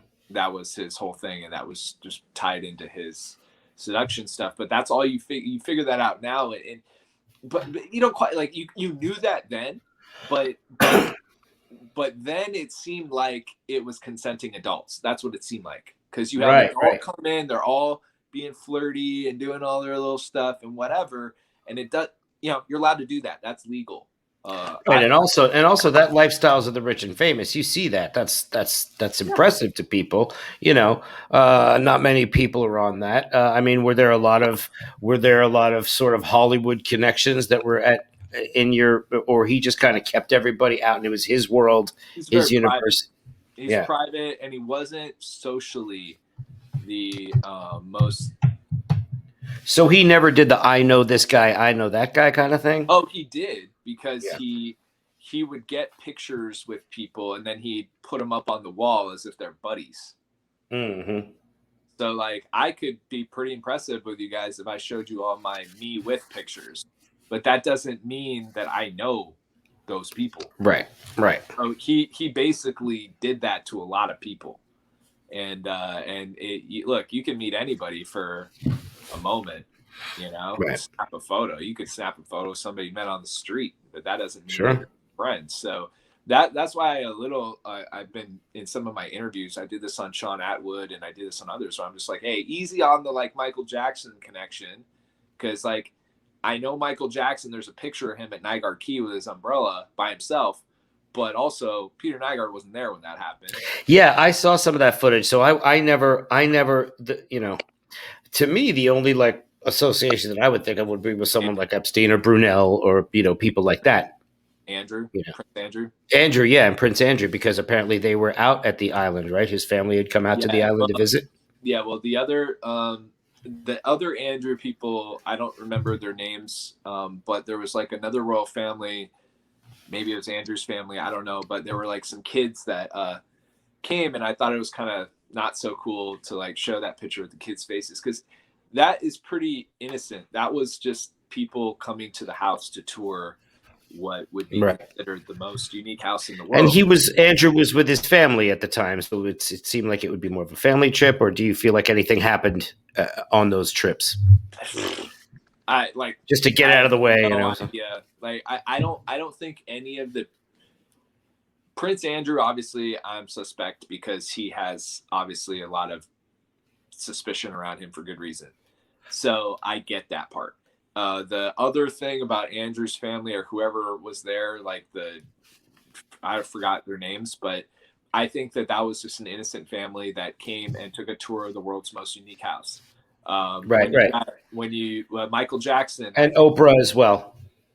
Michael Jackson, I think that was just a tour of the most unique house. Nygard wasn't even there. I don't think there was a connection with Michael Jackson. I never heard Michael Jackson him talking about how he knew him or anything like that. And he likes to talk about how he knows people. So yeah, I never heard anything about that. Mm-hmm. And then Oprah also is another one that is, I think, unfairly getting chopped into this. Oprah did not know Peter Nygard. She did a show from Atlantis, which is on the other side of the island. She had a scout that came to Nygard Key that looked at Nygard Key and filmed a segment that then Oprah played on her show from the Atlantis. Oprah looked at it and goes, "Wow, I'm not living large enough. That's crazy, that house." Right. And I don't even know. Yeah. losing their mind, and they're like, "Oprah, that's her. See, she's part of the conspiracy." And I get it that Oprah exactly because of John of God and all that stuff. I don't know. People are trying to. Know. All I know is that I don't believe that Oprah ever even met Peter Nygard or had any connection to Peter Nygard. It's all I can speak about because that's all I know. Oprah, Michael Jackson, leave them out of the Peter Nygard conversation. I know there's a picture. Sure. Whatever. Yeah, but other people. Yeah, and that stuff was never. That stuff, even when I saw it first, I'm curious as to how people got that far ahead, even Atwood, to say something like that because it's like, come on. It's speculated. Everyone's kind of, in some ways, you're kind of guessing on stuff, or it's always he said, she said, or maybe someone presents a piece of information. It's tricky. I'm just trying to set the record that if anyone cares what I have to say about it, I'm telling you that I don't think that Oprah or Michael Jackson had any connection to him. Anyway, moving on, and that's just my point. Is like on the celebrity thing, like cut them some slack if there even is a celebrity of a me with Peter Nygard photo because it's very surface level.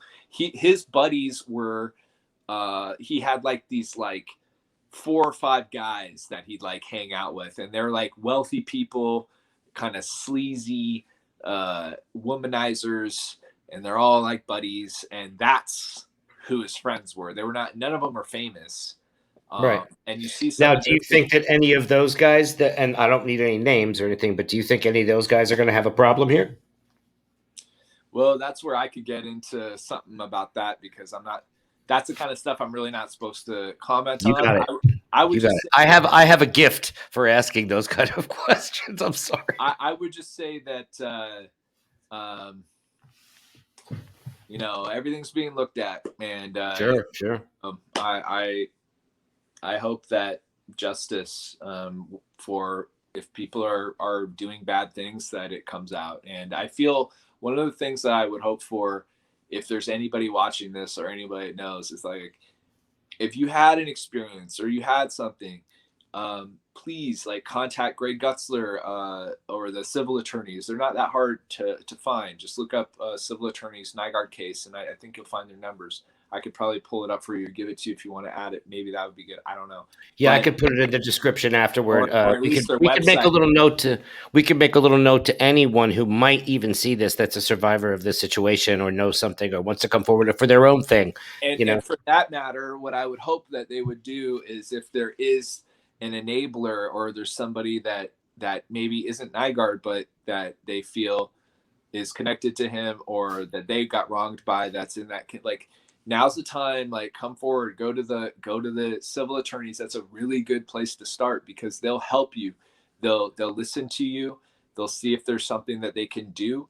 And if they think that you have a criminal case, then they'll connect you to the right authorities that are working on the case. And if sometimes you don't have enough proof or enough or the circumstances such that you can't do the criminal case, like a lot of these Bahamian women, they can't do a criminal case because they're stuck in that loophole because they're in the Bahamas, or an American woman that got raped in the Bahamas, she can't go criminal, but they can go, which is crazy, but they can go civil. And I think it's important that everyone just keep the pressure on, and that also they can work to get justice for themselves in some semblance. So did the one incident that you saw yourself, was that the trigger point for you? Did it all sort of collapse at that point? Like what happens after that? You know, like where do you go? And maybe you want to fill them in on what exactly had happened. But I'll just trying to get this shadow off me so I'm not like half shadow mad. Half shadow bad. I'm half shadow bad. I am half shadow bad. So what happened for me was I came by the the house for a random dinner party in Marina in 2019 in May, and I hadn't seen Nygard in a long time, and my brother and I, we popped in there, and we're just like, yeah, let's go check in on the old man, see what he's doing, you know, say hello. We haven't seen him in a long time, whatever. And so I went to dinner. I sat at dinner. I got to be a little bit vague on it, even though it just came out in a big way in episode 7.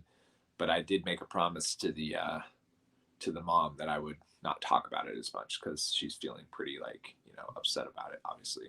But Understood. Basically, there was a mom there, and I don't think she realized what was happening. But basically, her daughter was there, and her daughter is sitting next to Nygard, and then the mom's sitting next to the daughter, and then I'm. How old was the girl? Very young. I'm gonna guess 8 years old. I'm guessing. Very young though, and so I'm at dinner, and I think it's already weird that he's sitting, that girl's in that seat because he's a creature of habit, and that's like his girlfriend chair. So I just thought that was kind of weird already, even though he's sort of acting like, oh, I'm like a father figure, I'm this nice guy, you know, all that stuff is what he's presenting, and that's what he does. But I'm watching it. I've got my eye on it. I'm very suspicious of it as I'm looking. I'm seeing him whispering in her ear and stuff, you know, a little thing at dinner, which is innocent enough, but kind of weird.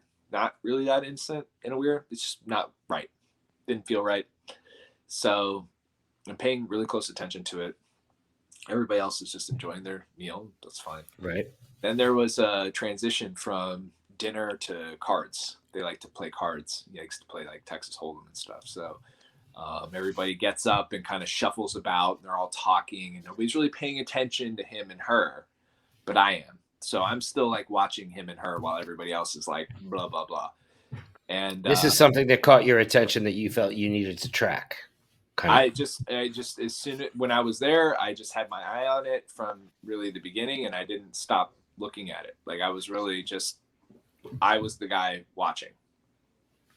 So and that's fine. Most people wouldn't even notice, but I was really tuned into it. So I'm watching, and he basically and the mom didn't see this either, but basically he pulls her over to him. She was on his right. He pulls her over around to his left, and then everyone's kind of up doing whatever, and he's like, and then I see like his arm go like behind her, almost like where it looked like his hand was where her bum or her upper thigh would be.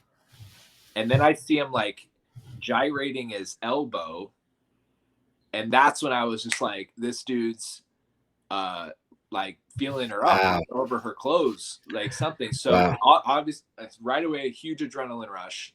And I go to the mom, I'm like, get her away from him. He's touching her, like, get away. And she's like, huh, what? Like, what? Right. And I'm like, right now, like, get him away. And she's like, oh, okay. And then so she, you know, she's being a good mom. I didn't think that she was a bad person or anything in this, in the sense that, like, you give people the benefit of the doubt, right? So he was working that angle. Okay. And then so she pulls her away. This look, man, I gotta tell you something. This situation does not sound easy, no matter what way and what angle you're looking at it from. So It's you just not take easy. it there. No, I mean, unbelievable. so What happened next? So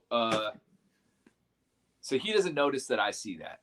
And I stand up next to him, and he stands up, and he looking at me, and I remember it really well, very vividly, because I see his beady little eyes, and he's kind of looking at me, and he's, you know, thinking about what to say next, and he's going to tell me some thing about business, you know, oh, it's whatever.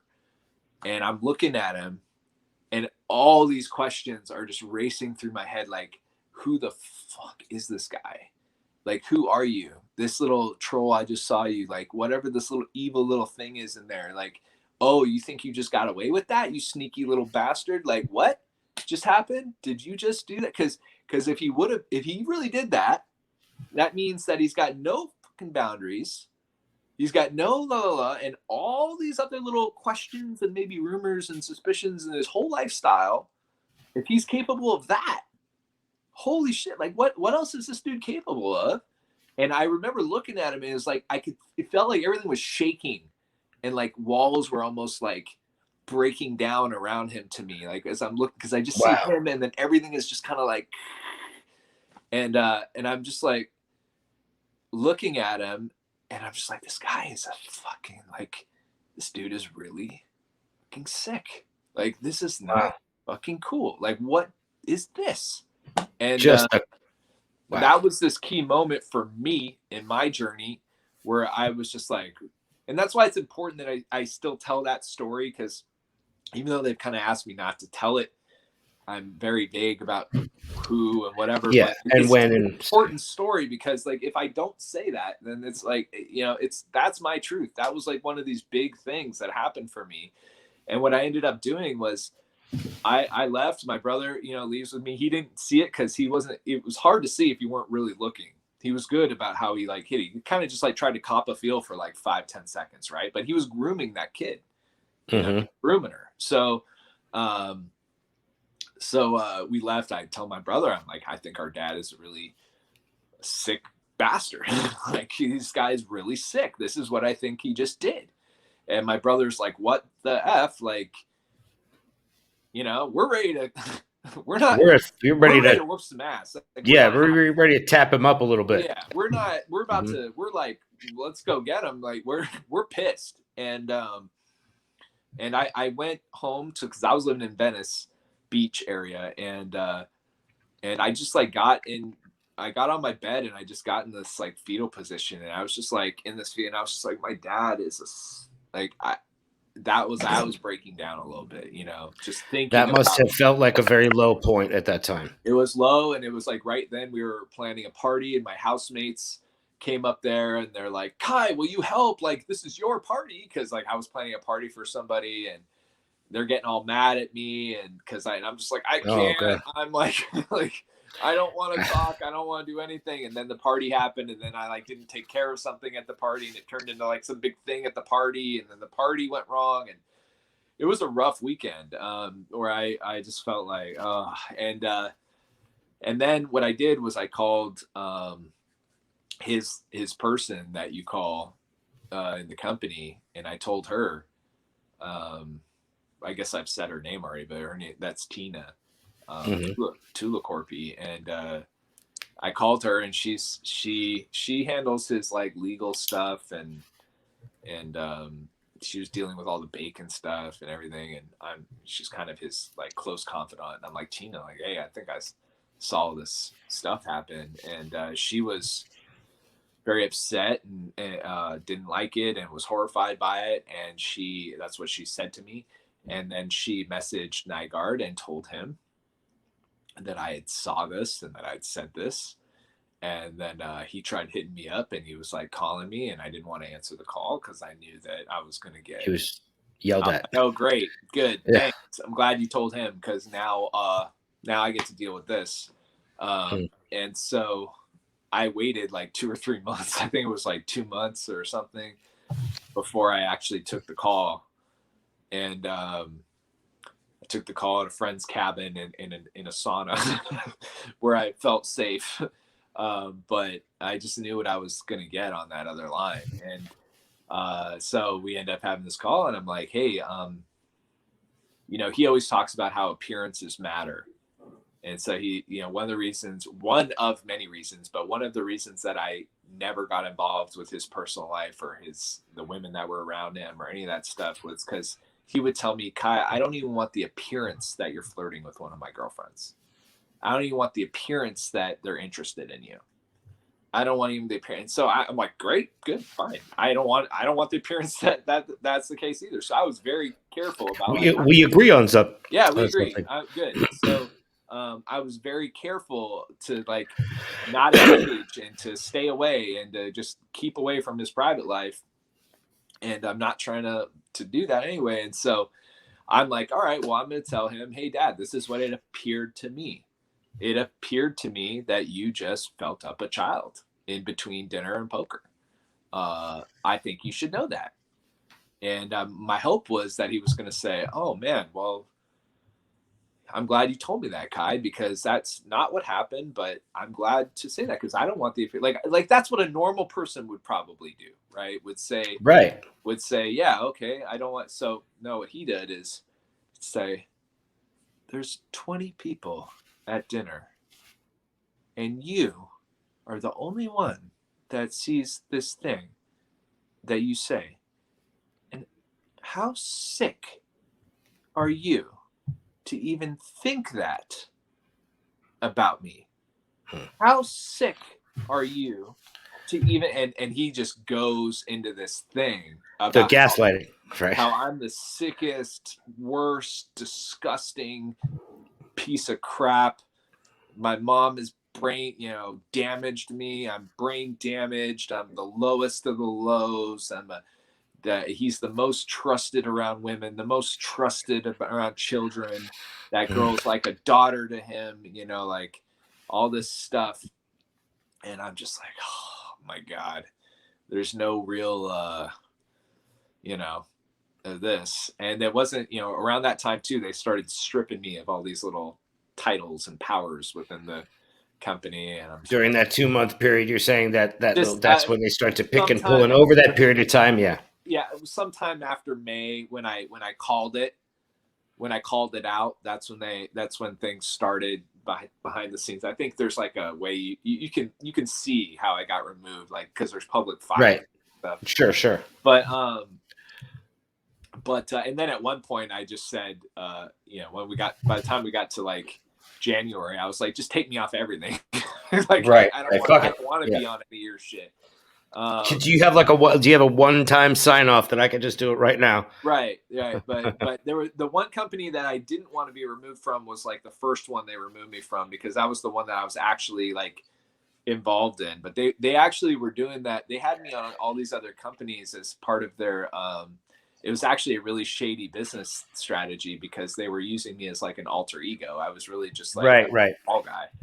So, nothing that he really did for me was in my best interest, really. Like at the end of it, like it was all kind of here, Kai versus hair. Anyway, so I kind of was going through my own quiet breakdown. Well, is there anything that you would actually? I mean, I'm just curious. I'm just curious if you were on the phone with him, what would you say? Is there something that you would say to him, or is it something that like you haven't conveyed, or you just? Oh, like what would I say now? Yeah. Is there anything that you would? If I read you my text exchange with him from let's call it February 2020 till when he stopped talking to me in September when I came out with my flight risk story.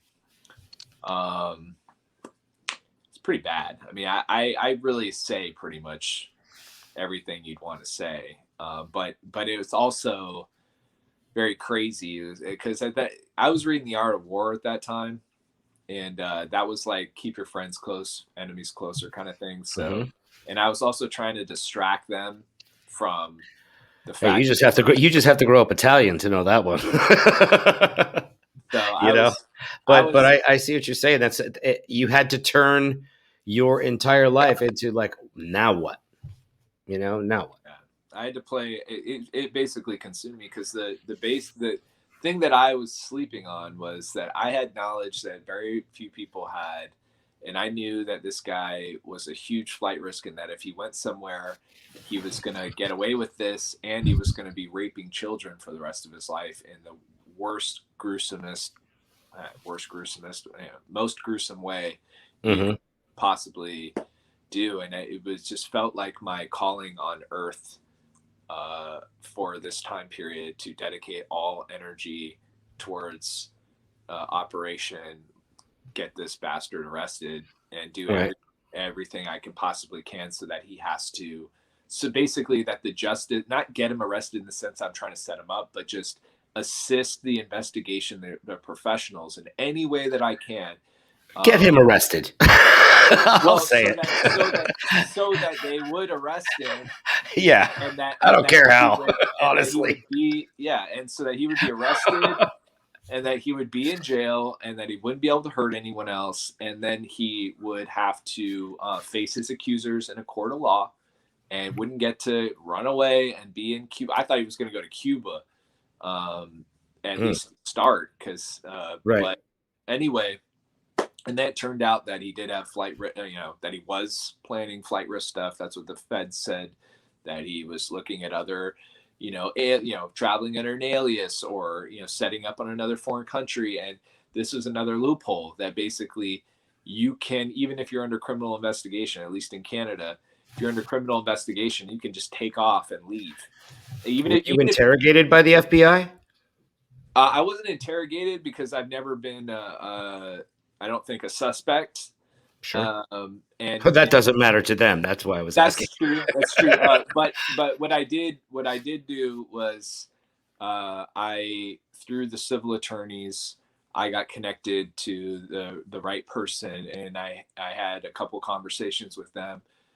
This was in like April and May, to just give them every piece of information that I had. And so your affidavits are all complete, basically. I don't have any affidavits. Okay. I didn't because you're going to be they're in person. I'll be there. Look, they know I'm ready to go. Like you've agreed to testify. Oh, I mean, they already know that. Everyone knows that. I don't know if they need me because I don't know if I actually have enough on whatever their charges are. Right. And right. Even the you would figure that some of the victim stories would be much more pressing than what you could possibly bring at the time. Well, it's whatever I've told them, and whatever whatever my experience is, my truth that I've told them. They know I'm an open book. They know I'm here to help, and they also know that that I'm available. Like if there's anything, I'm available. But for the charges that they brought, I don't think I have any connection to them. The only thing I could maybe think of is the racketeering thing. And that's just because they were putting me on these companies trying to make me like their alter ego guy. Right. Giving me these things. But I got out even before the thing happened. Just a little corporate shell game, right? Yeah. And I'm not linked on any emails. I didn't do anything. I haven't done it. Like, so there's no like smoking gun with me. I'm totally open for them to I view all the police on this as like heroes and my friends. Like I to me, they're my friends. Like they're going after a bad guy, and they're doing. Do you have federal agents on speed dial, so to speak, that if you have something that you could call them? I know a number to call if I need to call a number, but Good. I'm not like I'm not like some special agent or something. I'm just Oh no, I'm not that. I'm just I'm for just a your own guy, man. personal I'm just a guy. safety if there's ever an issue, Oh yeah, things like yeah, that. yeah, yeah, yeah, yeah. Yeah. That's what I meant. If somebody tries to test Kyle, Creeping around your place or yeah, whatever, some they don't bullshit. want to Yeah. creep around here. I got some things. That Some people start deterrents. creeping on me. They don't want to creep on me. Trust me. Yeah, that's right. Pull up, see what happens. Yeah, go ahead. Come on, let's go. I don't, and that escalates things to a whole nother level. And I don't feel like the people that are the remaining quote co-conspirators or enablers and stuff, they're not by nature like murderers and stuff. I think that they got caught up. They got caught up. They got in a bad situation. They started getting deeper and deeper. They got wrangled in by this dude, and then there's money involved, and there's this and that, and for whatever reason, they're playing their cards the best that they know how. But I think if they tried to escalate it to physical threats or trying to make moves like that, then it's gonna just backfire. It'll just make it worse. It'll just make it's not like they're not going to know and they're not going to be able to figure it out. And how are you really going to pull something off like that if you're being watched? Yeah. Like, it's just not a road I see them going down. I think that what they're going to try to do is just basically, see if well, look, some of this, I guess. We're coming up towards the end of our marathon here. We're getting there. And what I just wanted to ask you is, do you have any extra questions or anything that's come up? Oh no, we've covered some questions. Okay. If anybody pops in a last minute one, we might be able to get it to it quick. But just sort of, to start to wrap it up a little bit.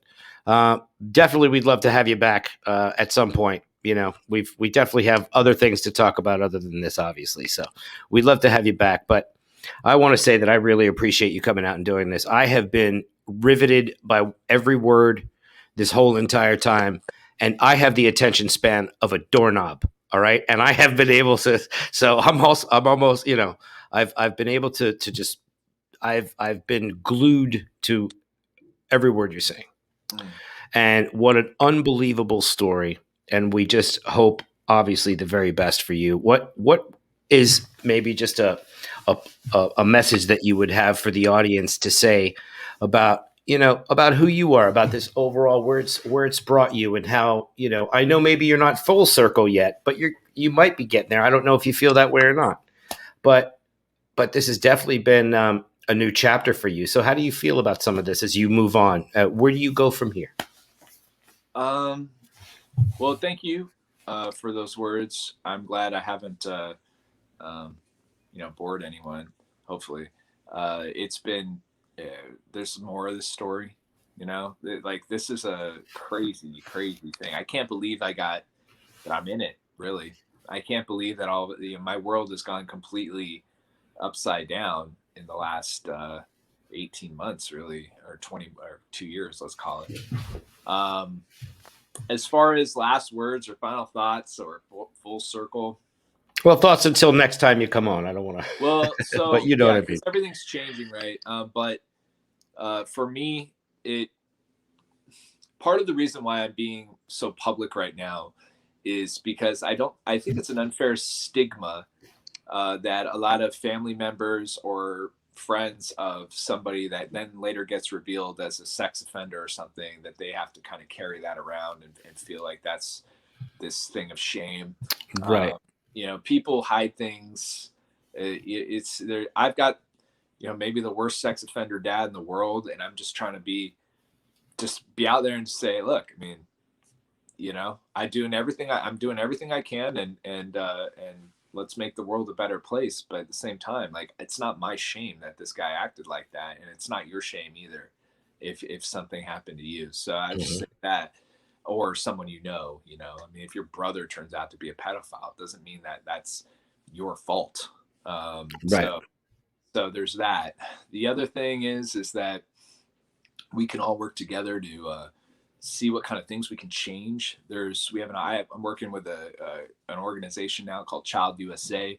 I'll be an ambassador with them, and what they do is they look at laws So it's a think tank to change laws. So there's at least 3 different laws that we're looking to change now. There's also post-traumatic stress disorder is a really big issue with this situation. One of the reasons why rape is a special kind of evil is because it continually like replays, and you have these like night terrors and this horrible stuff. That's why rape's extra on a lot of our lists as a horrible thing, especially rape and pedophilia. Like, come on, whoop your ass. So basically, maps.org has a clinical trial going on right now for treating PTSD. They're getting, I think, 70% cure rate. It's been designated as a breakthrough therapy for PTSD by the FDA. What they're doing is they're doing a clinical environment where they give you MDMA in a clinical setting with a psychotherapist, and you go and you relive the trauma and because of the psychotherapy and the MDMA, there's like a neuro dampening that occurs. So what it was initially for. So that's a big deal. And Yeah, I think that's great. the solutions on that kind of stuff is really important.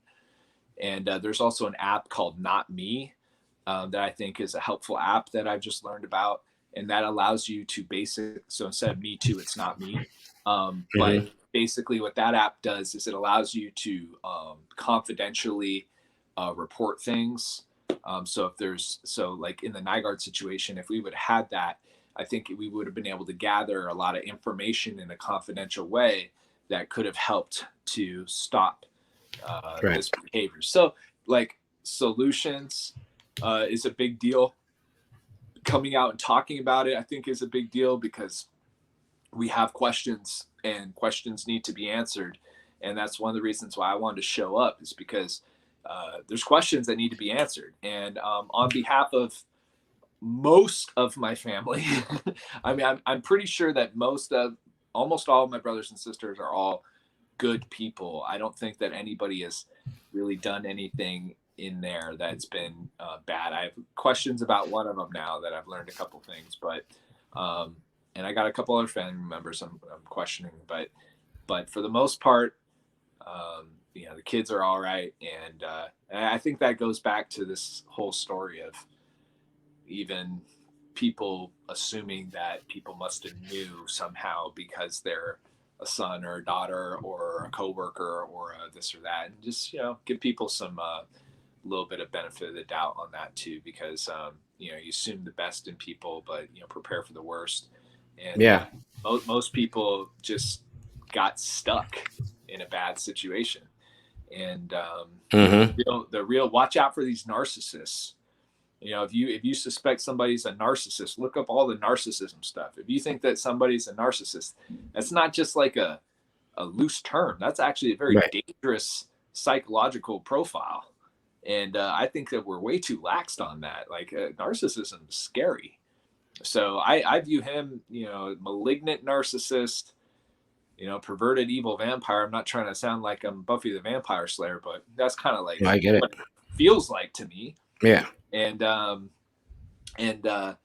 look, man, truth and justice. So let's what we do. I appreciate you guys being dedicated to truth and justice. That's why I came on. When you reached out to me, I looked you up and I just thought, this looks like an edgier channel.